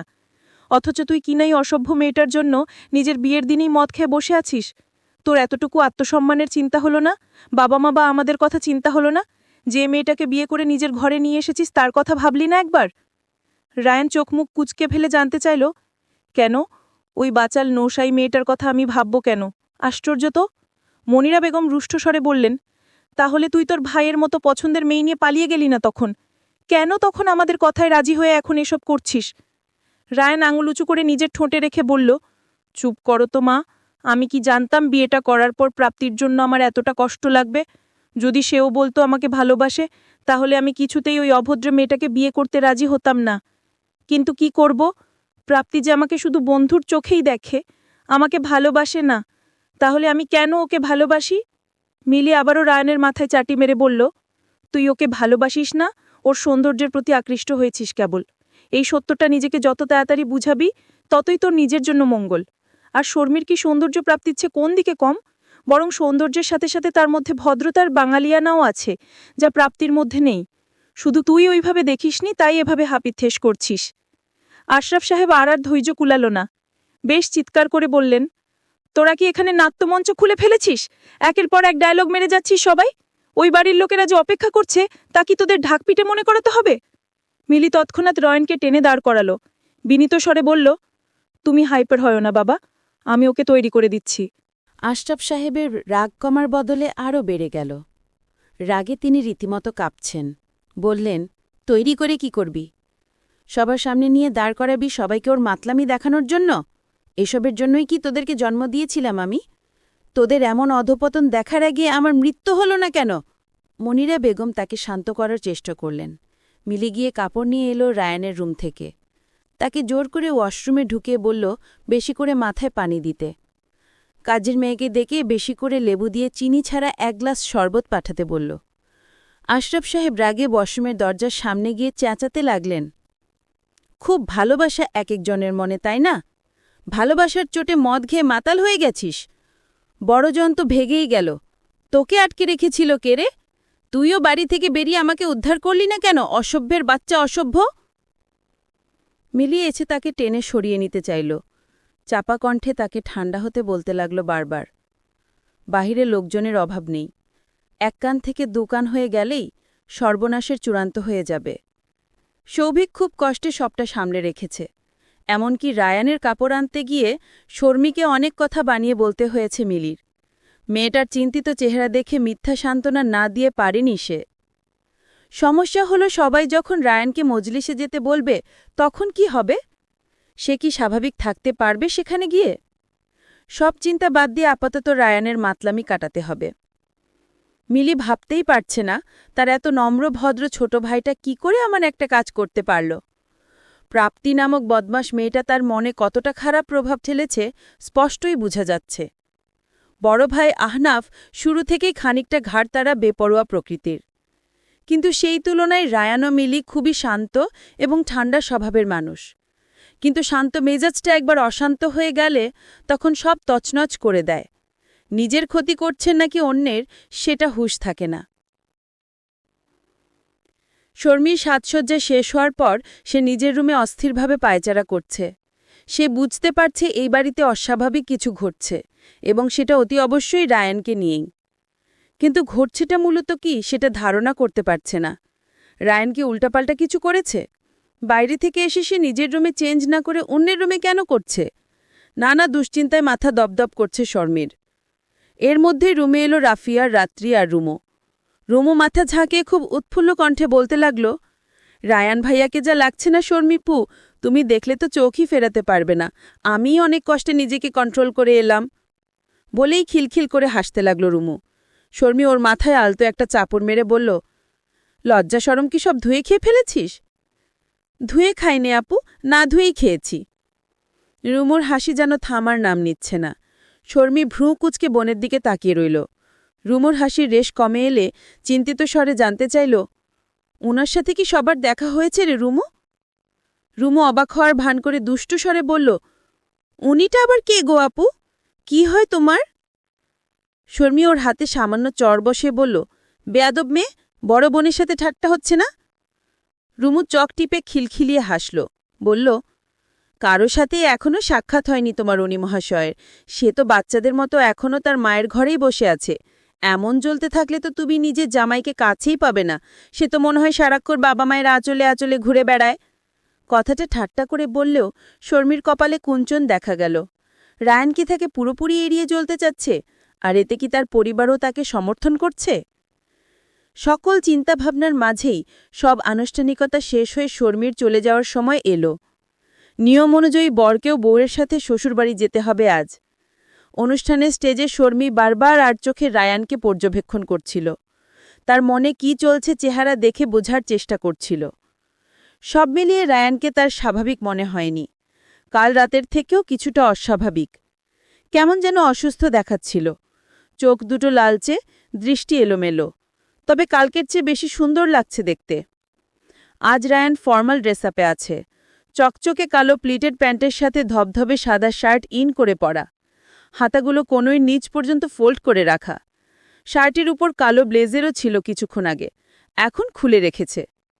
রায়ান ধবধবে ফর্সা নয়, উজ্জ্বল শ্যামলা, যেটা ছেলেদের জন্য অত্যন্ত মানানসই। ফর্সা ছেলেদের মধ্যে কেন যেন একটা মেয়েলি ভাব চলে আসে। রায়ানের গালের সদ্য ট্রিম করা চাপাদাড়ি, চুলগুলো স্পাইক করা নয়, খুব ডিসেন্টভাবে পিছনে আঁচড়ে রাখা, তবুও মাঝখান থেকে ঝরঝরে কিছু চুল কপালে এসে আছড়ে পড়ছে। রায়ান আনমনেই সেগুলোকে বারবার পেছনে ঠেলে দিচ্ছে। কাল তো হেয়ার জেল দিয়ে ব্যাকব্রাশ করে রেখেছিল, তাই এই নজরকাড়া মনমুগ্ধকর দৃশ্যটি শর্মি দেখতে পায়নি। আজ প্রথমবারের মতো দেখল এবং বিমোহিত হয়ে চেয়ে রইল। রায়ান তো একবারের জন্য তার দিকে ফিরে তাকায়নি। এ কেমন মানুষ? পাশে সুন্দরী বউ রেখেও এতটা অনাগ্রহ। এই অপমান শর্মি ঠিক হজম করতে পারছে না। কোনো একটা ঝামেলার হেতু তো অবশ্যই আছে। শর্মি যা ধারণা করছে তাই যদি হয়ে থাকে, তাহলে নিজের কপালে শনির অমনিশা অপেক্ষা করছে ওর। চলবে। সে প্রথম প্রেম আমার রূপান জানা, পর্ব ৪৫। লেখিকা মেহেরুন নিসা মিমি। নিজের রুমের দরজা বন্ধ করেনি শর্মি। একটু আগেই রূপ এসে কথাবার্তা বলছিল রায়ানের সাথে খানিকটা। তাকে বেশ কিছু আদেশ উপদেশ দিচ্ছিল ও কর্তব্য বুঝাচ্ছিল। সম্পর্কের বিভিন্ন বিষয় দিক নির্দেশনা দেওয়ার চেষ্টা করছিল। যেহেতু সে ভাবি, দায়িত্বটা তার উপরই কপচানো হয়েছে। স্নেহা তো এসবের মধ্যে নেই বললেই চলে। সে বিয়েতেও উপস্থিত থাকেনি।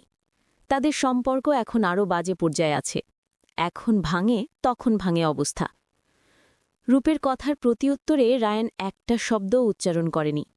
আয়েশি ভঙ্গিতে বসে থেকে মেঝেতে দৃষ্টি নিবদ্ধ রেখে শুধু শুনে গিয়েছে। কিন্তু রূপ বেশিক্ষণ বসতে পারেনি। একটু পরেই জাবির এসে রাগমিশ্রিত স্বরে উকে ডেকে নিয়ে যায়। তার ভীষণ মেজাজ খারাপ। রূপ কেন রায়ানের সাথে এত গুরুত্ব সহকারে কথা বলছে? বাড়িতে কি লোকজনের আকাল পড়েছে যে সব তার বউকেই করতে হচ্ছে? রূপ যেতেই শর্মি নিজের গহনাগুলো খুলতে ব্যস্ত হয়। রায়ান উঠে দাঁড়ালে ও নিজের ব্যস্ততা বাদ দিয়ে ল্যাগেজ থেকে রায়ানের কাপড় বের করে এগিয়ে দিল। কৈফিয়তের স্বরে বলল, মিলিয়াপো আমার ব্যাগেই দিয়েছে আপনার কাপড়। রায়ান কিছু বলল না, একবার ফিরেও তাকাল না। কাপড়গুলো নিয়ে সোজা শর্মির ওয়াশরুমে ঢুকে গেল। ফ্রেশ হয়ে এসে বিনা বাক্য ব্যয়ী শটান শুয়ে পড়ল শর্মির বিছানার একপাশে। আয়না থেকে মুখ ঘুরিয়ে শর্মি একবার তাকাল। রায়ানের চোখের উপরে কপালে হাত রাখা। শর্মির কাজ শেষ না হলেও আস্তে করে লাইটটা বন্ধ করে দিল ও। বারান্দা দিয়ে আসা রঙিন রঙিন ডেকোরেশন লাইটের আলোতেই কাজ সারছে। একটু পরই রুমের দরজায় করাঘাত হল। শর্মির দরজা খুলে রুমুকে দেখে নিচু স্বরে বলল, এসেছিস? দাঁড়া। তারপর ফিরে এসে বিছানার পাশে টেবিলে রাখা দুটো দুধের গ্লাস থেকে একটা নিয়ে আবার ফিরে এলো। রুমুকে বলল, এইটা অর্ধেক কমিয়ে একটা মগে করে দিয়ে যা, ওভেনে কড়া করে গরম দিয়ে আনবি। রুমু দেখল শর্মি তখনও ফ্রেশ হয়নি, ড্রেসগুলো পল্টায়নি, অথচ রুমের লাইট নেভানো, রায়ানেরও সারা নেই। ও দুষ্টুমি করে হেসে বলল, ভাইয়া এখানেই ঘুমিয়ে পড়ল? শর্মি মুহূর্তখানেক দেরি করল উত্তর দিতে। ওর মুখের বিশালতা অন্ধকারের মাঝে ধরতে পারল না রুমু। শর্মি ক্লান্ত ও চাপা উদ্বেগ চেপে বলল, হ্যাঁ, সে ক্লান্ত তাই। রুমু কৌতূহল নিয়ে আরও কিছু বলতে যাচ্ছিল, তার আগেই শর্মি তাকে থিমিয়ে খানিকটা কঠোর স্বরে তাড়া দিল, যাও না দ্রুত, কত রাত হচ্ছে। শর্মি রুমুর ফিসফিস এতক্ষণ সবই শুনতে পেয়েছে রায়ান। কিন্তু সে তার জায়গা থেকে নড়েনি কিঞ্চিত, চোখ বুজা। নিজের নিঃশ্বাসের তপ্ততা স্বয়ং রায়নকেই নিজের সম্পর্কে ভাবাচ্ছে। আদৌ কি সে স্বাভাবিক হতে পারবে? না হতে পারাটা একটা কেলেঙ্কারি হবে, কারণ বিয়ে তো আর সহজ ছেলে খেলা নয় যে চাইলেই জুড়ে দিলাম, না চাইলেই ভেঙে দিলাম। রুমু মগে করে গরুর দুধটা গরম করে দিয়ে গেল। শর্মী দরজা বন্ধ করে আবঝা অন্ধকারই এসে আবার টেবিলের সামনে দাঁড়াল। রায়ন হাত সামান্য সরিয়ে দেখল মেয়েটা অন্ধকারের মাঝে ড্রয়ার হাতরে কফি বিনস বের করে দুধে মিশাচ্ছে। রায়ন অবাক হওয়ার পরিবর্তে বিরক্ত হল। এত নাটকের কি আছে? তার নিজের বাড়ি, নিজের কামরা, চাইলেই লাইট জ্বালিয়ে কাজগুলো করে নিতে পারে। শর্মী কফিটা শেষ হলে কাপড় পাল্টে ও আষ্টে করে শুয়ে পড়ল রায়নের বিপরীতে। ওর বারান্দা থেকে বাড়ির পিছনের অংশ আর একপাশের অংশ দেখা যায়। বাড়িটার ডিজাইন খানিকটা এলোমেলো, ছড়িয়ে ছিটিয়ে বানানো এক একটা কক্ষ, সমান্তরালে নয়। কফি শেষ হলে কাপড় পাল্টে ও আস্তে করে শুয়ে পড়ল রায়নের বিপরীতে। পরদিন আবার তারা চলে গেল রায়নদের বাড়ি। সেখানে দুদিন থেকে শর্মী আবার চলে আসবে এমনই সিদ্ধান্ত হল। ফিরে এসে ভর্তি পরীক্ষার প্রস্তুতি নিতে হবে, যদিও তাদের বাড়ির দূরত্ব কমই। কেউ আপত্তি করল না। শর্মীরা যেতে যেতে বিকেল হল। ওকে বাসায় পৌঁছে দিয়ে রায়ন নামল না গাড়ি থেকে। সে গাড়ি ঘুরিয়ে আবার চলে গেল। শর্মী বাড়ির বাইরেই দাঁড়িয়ে রইল হতবাক হয়ে। এই কেমন সৌজন্যতা লোকটার! নতুন বউকে পাশে করে বাড়ির ভিতর তো রেখে আসতে পারত অন্তত। গাড়িতেও দুটো বাক্য খরচ করেনি। শর্মী টুকটাক কিছু সাধারণ প্রশ্ন করেছিল, সেগুলোর উত্তর হাতেই সেরেছে। অথচ একটা বারের জন্য ফিরেও তাকায়নি ওর দিকে। শর্মী বরাবরই শক্ত ধাঁচের মেয়ে খেতাব পেয়ে এসেছে, কিন্তু আজকাল ঘন ঘন চোখের কোণে পানি জমে তার। দুঃখে মাথা ফাটাতে ইচ্ছে করে নিজেরই। আফসোস হয়, তখন যদি সে আরেকটু চাপাচাপি করে বিয়েটা বন্ধ করে দিত, তাহলে আজ আর এই পরিস্থিতির মুখোমুখি হতে হতো না। না কি হতো? কারণ এটাই তো ছিল তার ভবিতব্যে। কান্না তো তার পাবেই। এইসব দুঃখের কোনো সান্ত্বনা হয়? বিয়ে বিষয়টা কি ছোটখাটো এক্সপেরিমেন্টাল বিষয়? বরং সম্পূর্ণ হৃদয় উন্মোচিত বিরাট প্রত্যাশা জড়িত থাকে এই একটা ব্যাপারে। প্রত্যাশা থাকে প্রতিটি মানুষের কাছে। শর্মীর কি ছিল না সেসব? শর্মী দাঁড়িয়ে থাকতে থাকতেই গাড়ির শব্দে সবাই বের হয়ে এলো। আশরাফ সাহেব, মনিরা বেগম, মিলি সবাই এসে শর্মীকে হাসি মুখে বরণ করলেন। রায়নকে পাশে না দেখে আশরাফ সাহেব রাগে কাঁপলেন, কিন্তু নতুন বউটাকে আরও বিষাদে ডোবাতে না চাইলে মুখটা হাসি হাসি করে রইল। সন্ধ্যা পেরিয়ে রাত হল, রায়ন ফিরেনি। শর্মী নিজের ঘরে পায়চারি করছিল। নিজের ঘর বলতে রায়নের ঘর। মনে হচ্ছে সে দম বন্ধ হয়ে এক্ষুনি মরে যাবে। এতটা দুর্বল চিত্তের মেয়ে তো সে ছিল না। স্বল্পটে বিচলিত হওয়া তার স্বভাবে ছিল না। খানিক পরেই ফোন এলো রূপের নাম্বার থেকে। রূপের নামটা স্ক্রিনে জলজল করতেই শর্মীর ভিতরটা আরও গুমট নিঃশ্বাসে হাঁসফাঁস করে উঠল। ফোন রিসিভ করেই আর্তনাদ করে উঠল ভাঙা গলায়। কি দেখে এখানে বিয়ে দিলে রূপ? এই না বলে তোমরা এতদিন ধরে যাচাই বাছাই করলে? দিন কই, প্রায় ১.৫ বছর ধরে সবাই পর্যবেক্ষণ করল। এরপরও কি করে? শর্মীর মুখে কথা সরল না আর। চিৎকার করে কান্না পাচ্ছে, কিন্তু সেটা না করতে পেরে গলার কাছে একদলা কান্না যেন ভারী রকম বিদ্ধ হয়ে আছে। ওপাশ থেকে রূপ বেশ কতক্ষণ স্ট্যাচু হয়ে রইল। একসময় ধ্যান ভেঙে অবিশ্বাস্য স্বরে জিজ্ঞেস করল, কি সমস্যা শর্মী? রায়ন কি বাজে বিহেভ করেছে? কোনো রকম বিহেভ করার জন্য আগে উপস্থিত তো থাকতে হয়। সে কোন দেশে চলে গেছে কে জানে। রাত 10টা বাজতে চলল, আসার নাম নেই। সেটা সমস্যা ছিল না। সমস্যা হলো আমি দেখেছি সবাই আমার কাছ থেকে লুকিয়ে অতি সন্তর্পণে তাকে ফোন দিয়ে যাচ্ছে। সে হয়তো রিসিভ করছে না, বা করলেও টেরিবেরি করছে আমি নিশ্চিত। না হলে সবাই লুকাচ্ছে কেন আমার থেকে? সবার চেহারায় একটা চোর চোর ভাব আর আত্মবিশ্বাসের অভাব। শর্মীর আর্তনাদ শুনে রূপ যেন মুহূর্তেই স্তব্ধ হয়ে গেল, জমে গেল। শর্মীর কণ্ঠে লুকানো যন্ত্রণা, ভেঙে পড়া এক বুক হাহাকার ধাক্কা দিল রূপের হৃদয়। ওর পাশে জাবির ল্যাপটপ নিয়ে বসা ছিল। একটু আগের প্রশ্নটা আস্তে শব্দে জিজ্ঞেস করেছিল, কিন্তু এখন বিস্তারিত কথার দরকার। তাই উঠে বারান্দায় চলে গেল রূপ। সেখান থেকে নজর রাখল বারান্দার থাইয়ে, জাবির যেন হুট করে এসে কিছু শুনে না নেয়। তাহলে কেলেঙ্কারি একটা হুট করেই ঘটিয়ে ফেলবে। রূপ আগে শুনতে চায় সমস্যাটা কি। ছাদ বারান্দার রেলিংয়ে হেলান দিয়ে ও জানতে চাইল সে কখন বের হয়েছে। অনেক সময় হুট করে কাজ পড়ে যায়, ব্যবসায়ী পরিবার, বুঝই তো। তোমার ভাইদের আর বাবা আঙ্কেলদের তো দেখেছ কেমন ব্যস্ততা থাকে। শর্মী খানিকটা সময়ে নিল নিজেকে গুছিয়ে নিতে। রূপের ইতিবাচক কথাগুলো ধীরে ধীরে তার ভেতরের ভাঙচুর থামিয়ে একটু স্থিরতা এনে দিল। গভীর একটা শ্বাস টেনে নিজেই নিজেকে মনে মনে শুধল, এতটা দুর্বল তুই কবে থেকে হলি শর্মিলি? শর্মী নিজেকে সামলে কণ্ঠ স্থির করে মোলায়েম স্বরে বলল, সরি রূপ, সবাইকে ছেড়ে এসেছি তো, তাই মানসিক অবস্থা নড়বড়ে ছিল। এই জন্য সামান্য একটুতেই অস্থির হয়ে পড়েছিলাম। তুমি এই ব্যাপারে কাউকে কিছু বলো না, ভাইয়াকেও নয়। শর্মির চিন্তাধারা হচ্ছে, বিয়ে যখন হয়েই গেছে, যদি আজীবন এই মানুষটার সাথেই চলতে হয়, তাহলে কিছু বুঝে ওঠার আগেই সবার কাছে তাকে হেয় করাটা একেবারেই অনুচিত হবে। পরবর্তীতে এই নিয়ে দুজনের সম্পর্ক আরও রেষারেষির হয়ে যেতে পারে। আপাতত কিছুদিন সময় নিয়ে দেখা যাক। রূপ ওপাশ থেকে আদুরে স্বরে বলল, 2 দিন পরই তো চলে আসছ, তারপর তো অনেক দিন থাকা হবে। সো অস্থির না হয়ে বুদ্ধিমতীর মতো একটু সামলে নাও নিজেকে। সবর নজরে নিজেকে অসহায় প্রমাণ না করে শক্ত থাকো, একটু ধৈর্য ধারণ করো। উপরওয়ালা যেহতে দুজনের জুটি লিখেছেন, নিশ্চয়ই এটা সঠিক বলেই লিখেছেন। শর্মি আলতো করে হাসল, বিষণ্ণতা ছাপিয়ে একটু হালকা হওয়ার চেষ্টায় দুষ্টিমি করে বলল, বাহ, সবার অবুঝ বোকা রূপাপু দেখি একদম ম্যাচুয়ার্ড ভাবির মতো কথা বলছে। Nice improvement. রূপও ঈষৎ হেসে ফেলল।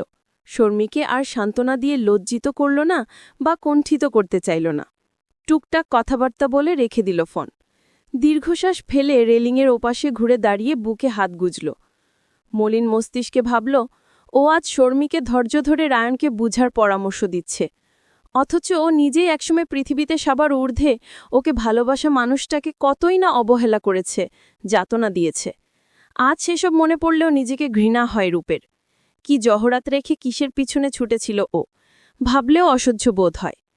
মাঝে মাঝে ইচ্ছা করে জাবিরকে চেঁচিয়ে বলতে, এই ত্রিমাত্রিক বিস্তর পৃথিবীর সবাইকে উপেক্ষা করে, পরিবারের সবাইকে ছাপিয়ে সকলের ঊর্ধ্বে যেমন আপনি আমাকে একমাত্র ভালোবেসে আপন করেছেন হৃদয় গহীনে, ঠিক তেমনি আজ আমিও আপনাকে ছাড়া অন্ধ হে প্রিয় পুরুষ। আপনাকে ছাড়া আমার এক কদম চলে না। একটু এগিয়ে থমকে যায় পদযুগল। আজ আর আমি আপনাকে ছাড়া নিজেকে কল্পনা করতে পারি না। আপনাকে ছাড়া এক মুহূর্ত শ্বাস নেওয়াও দুষ্কর লাগে। জাবির যখন হুট করে এসে পিছন থেকে সারাশির মতো জড়িয়ে ধরল, রূপের সমস্ত শরীর সেই প্রথম ভালোবাসার ছোঁয়ার মতোই প্রবলভাবে শিহুরে উঠল। এত এত শীতল পরশ অন্তরে বয়ে গেল, আবেশে চোখের কোণবের নোনা তপ্ত অশ্রু গড়িয়ে এলো নিমিষে। মাথাটা আস্ত করে হেলিয়ে দিল প্রিয় প্রেমিক পুরুষটির ভরসার শক্ত কাঁধে। জাবিরও ওর কাঁধে মুখ লুকিয়ে গাঢ় নরম চুমু খাচ্ছিল।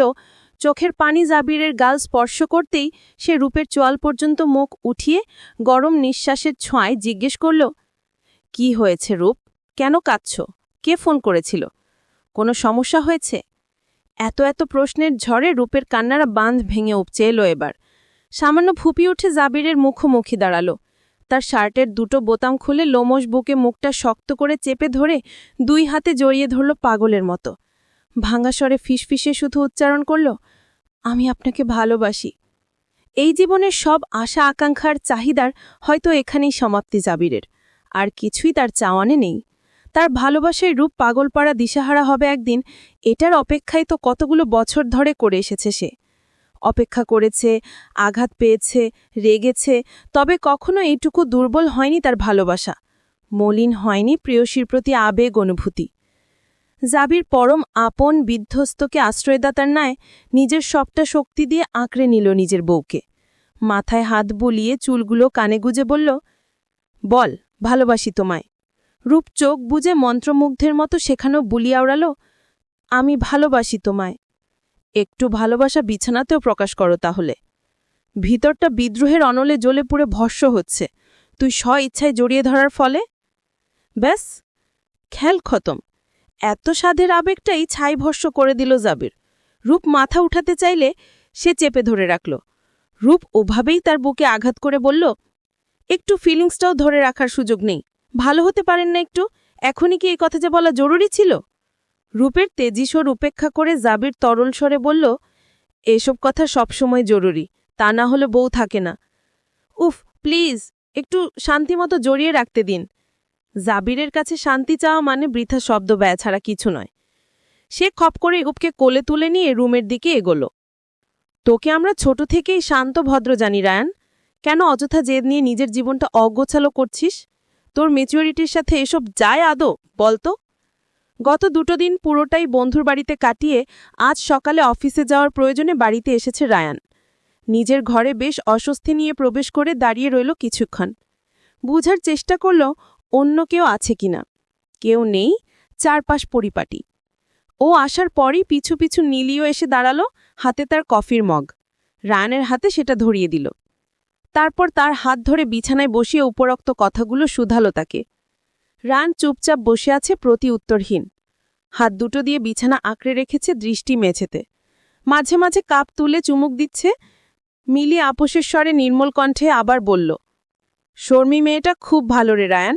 দুদিনে যত অস্থির হয়েছে তোর জন্য, এতেই বোঝা যায় খুব ভালো স্বামী সংসার ভক্ত হবে মেয়েটা। এভাবে ওকে কষ্ট দিস না। সৃষ্টিকর্তার নাম নিয়ে ওকে আপন করেছিস, নিজের মর্যাদাটাও অন্তত রক্ষা কর। দায়িত্বজ্ঞানহীন তো তুই নোস ভাই, তাহলে কেন অবুজের মতো সঠিক পথ থেকে মুখ ফিরিয়ে রেখেছিস? মিলি থেমে অনেকক্ষণ অপেক্ষা করল রায়ানের মুখ থেকে কিছু শোনার আশায়। কফিটা টেবিলে রেখে অবশেষে সে মুখ খুলে আস্তে করে জিজ্ঞেস করল, কোথায় ও? ওদের বাড়িতে। ভর্তি পরীক্ষার প্রিপারেশন আছে, থাকবে কিছুদিন। তুই চাইলে যেতে পারিস, সবাই খুশি হবে, বিশেষ করে শর্মী। অনেক বলা হয়েছে। কথার না বাড়িয়ে দীর্ঘশ্বাস ফেলে আধ খাওয়া কফি মগটা নিয়ে চলে গেল মিলি। দরজা পর্যন্ত যেতেই পিছন থেকে আওয়াজ দিল রায়ান, নিচু স্বরে বলল, ওর ফোন নাম্বার আমার কাছে নেই। যা বুঝার মিলি ঠিকই বুঝতে পারল। বুঝতে পেরে খুশিতে চোখ দুটো চিকচিক করে উঠল। সেও নিচু স্বরেই বলল, ফোন নাম্বার আমার কাছেই আছে, এক্ষুনি এনে দিচ্ছি তোকে। বলে আর দাঁড়ালো না, তাড়াতাড়ি গেল নিজের ফোনটা আনতে। সেখানে সেভ করা শর্মীর নাম্বারটা রায়ানকে দিতে পারলেই বুক থেকে কয়েক টনের বোঝা নেমে যাবে তার। অন্তত দুজন কথা বলুক। কথা বললেও সম্পর্কের দূরত্ব অনেক গুণ ঘুচে যায়। অফিসে নিজের কেবিনের খোলা জানালাটা দিয়ে বাইরে তাকিয়ে আছে রায়ান। সকাল থেকে এ পর্যন্ত বেশ কয়েকবার ফোন দিয়ে ফেলেছে শর্মীর নাম্বারটিতে, প্রতিবারই বন্ধ পেয়েছে। মিলি তো বলেছিল শর্মীর সাথে এই নাম্বারেই কথা হয় তার। রায়ান স্থির করলে এভাবে হবে না, সে মেয়েটার ভার্সিটিতে যাবে। এতদিনে নিশ্চয়ই ভর্তি হয়ে ক্লাসও শুরু হয়ে গেছে। অনেক দিন হয়েছে শর্মী গিয়েছে আর ফিরে আসেনি।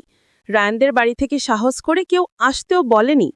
যেখানে রায়ানেরই অগ্রগতি নেই, সেখানে অন্যরা অযথা আরও কষ্ট বাড়াবে কেন মেয়েটার? রায়ানের কেন যেন খুব অস্থির লাগছে। কিভাবে কি বলবে বা শুরু করবে বুঝতে পারছে না। সে কি ক্ষমা চাইবে?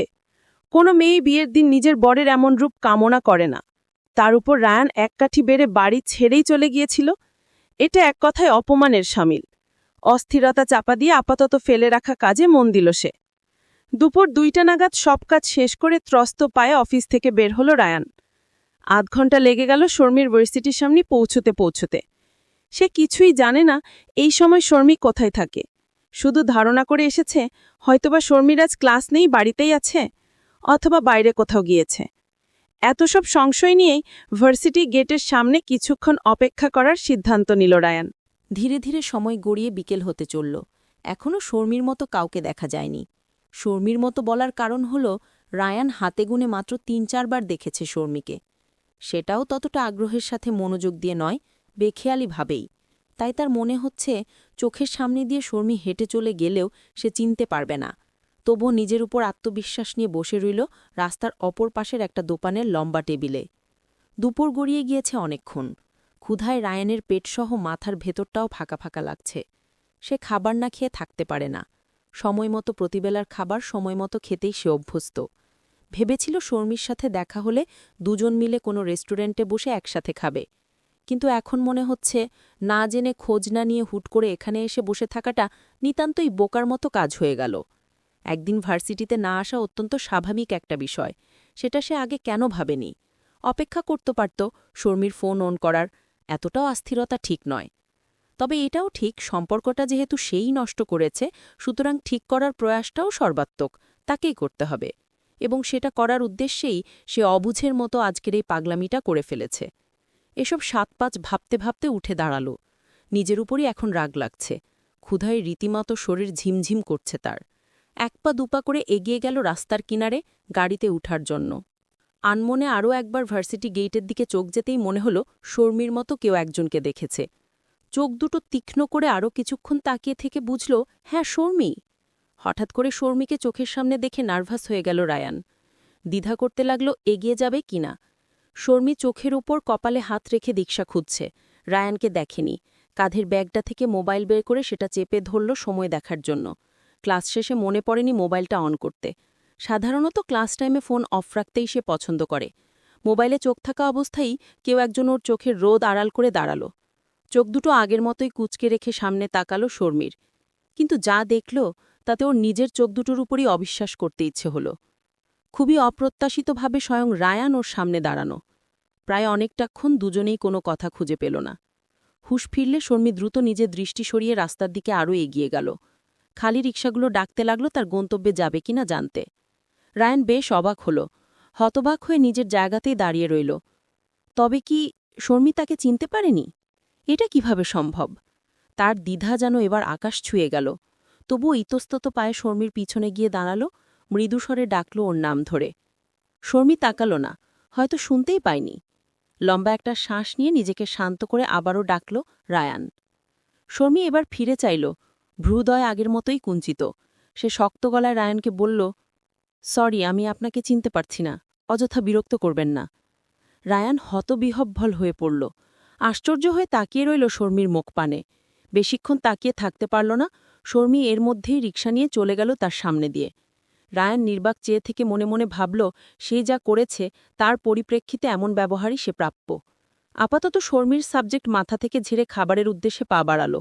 প্রচুর ক্ষুধার সাথে যোগ হয়েছে একরাশ হতাশা আর অপরাধবোধ। সারাদিন রোদের তাপে গা জ্বলতে থাকলেও সন্ধ্যা হতেই পরিবেশ একদম পরিবর্তন হয়ে গেল। হুট করেই আকাশে কালো মেঘের আনাগোনা দেখা যাচ্ছে। বাতাসও বইছে খুব শীতল, যে কোনো সময় ঝমঝমিয়ে বৃষ্টি নামবে। শর্মি রুমের ছোট্ট জানালাটার সামনে দাঁড়িয়ে কফি খাচ্ছে আর বিকেলে ঘটে যাওয়া ঘটনাটার কথা ভাবছে। রায়ান কেন এসেছিল? তার মনে কি অনুতাপ জেগেছে, নাকি সম্পর্কটাই রাখতে চাচ্ছে না? কি বলতে এসেছিল? যাই বলার জন্য এসে থাকুক, শর্মি ভেবেছিল রায়ান যদি কখনো হুট করে তার সামনে এসে দাঁড়ায়, ও হয়তো ভীষণই আবেগাপ্লুত হয়ে পড়বে, চোখ দুটো হয়তো ছলছল করে উঠবে। তক্ষুনি হয়তো রায়ানের সাথে বাড়ি যেতে চাইবে। কিন্তু আদতে তা হল না। এতে শর্মি নিজেই বেশ চমকিত। হুট করে রায়ানকে দেখে গলে যাওয়ার বদলে প্রচণ্ড রাগ চেপে গেল মাথায়। কথাই বলতে ইচ্ছে হয়নি। এই লোকটার জন্য ও বিগত এতগুলো দিন যাবৎ কতটা যন্ত্রণা ভোগ করছে সে কি জানে? কিভাবে জানবে? সে যে বিয়ে করেছে, বিয়ের এতগুলো দিনও পার হয়ে গিয়েছে, তা হয়তো তারও মনে নেই। শর্মি শুধু শুধু তাকে স্বামী ভেবে এত এত প্রত্যাশা নিয়ে বসে আছে। বাহিরে ঝড়ো হাওয়ার প্রবলতা বাড়ল। সে শীতল বাতাস ওর চোখে মুখে আছড়ে পড়ায় বেশ ভালোই লাগছে। এরই মাঝে ফোনটা বেজে উঠল।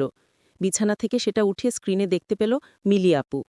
মিলির সাথে প্রায়ই কথা হয় শর্মির, তাই কোনো ইতস্তত ভাব নেই মিলির সাথে কথা বলায়। যার সাথে পবিত্র বন্ধনে আবদ্ধ হওয়ার ফলে তাদের ননদ আর ভাইয়ের বোর সম্পর্ক তৈরি হয়েছে, তার সাথেই সম্পর্ক নেই।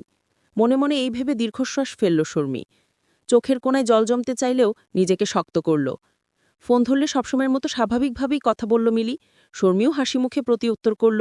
এক পর্যায়ে মিলি কিছুটা রয়েস হয়ে জিজ্ঞেস করল, শর্মি, আজ রায়ানের সাথে তোমার দেখা হয়েছিল? শর্মি হ্যাঁ বলবে নাকি না বলবে দ্বিধায় পড়ে গেল। শর্মি জানে মিলিই রায়ানকে সব বলেছে, সে কোথায় পড়ে, কোথায় থাকে। হয়তো পাঠিয়েছেও সেই জোর করে। অবশ্য যদি ভালো কিছু বলতে এসে থাকে তাহলে এটা ধারণা করা যায়। এদিকে মিলির সাথে তার সম্পর্ক খুবই মধুর। শর্মিকে সে লক্ষ্মী মেয়ে বলেই জানে। রায়ান কি সব বলে দিয়েছে? শর্মির ব্যবহারটা আসলেই খুব কটু হয়ে গিয়েছিল। কেন যে সে রেগে গেল অকারণেই? ধৈর্য ধরে একটু শুনে নিত রায়ান কি বলতে চেয়েছে। তার ব্যবহারে শর্মি অপমানিত বোধ করেছে বলে কি সেও রায়ানকে এভাবে অপমান করবে? রায়ানকে এটাকে প্রতিশোধ ভাবছে? কিন্তু ও তো ইচ্ছা করে এমনটা করেনি। সবাই কি ভাবছে এবার? শর্মি লজ্জায় নুয়ে পড়ল।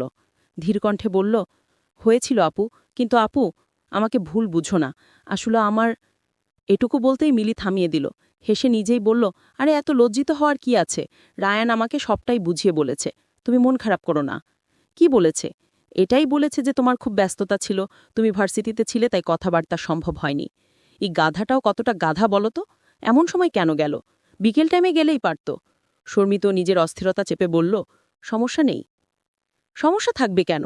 ওর উচিত ছিল দুপুরে দেখা না হলে সন্ধ্যায় আবারও তোমার ওদিকে যাওয়া। কিন্তু তা না করে সে বাড়িতে এসেই ঘরবন্দি হয়ে বসে আছে, দরজা খুলে কফিটাও নেয়নি। শর্মি এবারে কথা হারিয়ে ফেলল। রায়ান হয়তো নিজেকে ছোট করতে না চায় বলেই শর্মির করা প্রত্যাখ্যান বোনের কাছে লুকিয়ে গেছে। কিন্তু দরজা বন্ধ করে শোক কেন পালন করছে?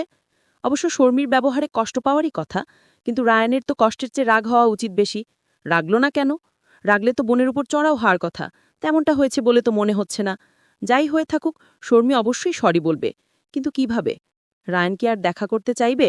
শর্মিকে অবাক করে দিয়ে পরদিন দুপুরে আবার রায়ানের ফোন এলো। নাম্বার চিনতে না পারলেও কণ্ঠটা শুনতেই এক মুহূর্ত দেরি হয়নি চিনে ফেলতে। শর্মি ভাবল রায়ান কি সম্পর্কটা ঠিক করতে চায়।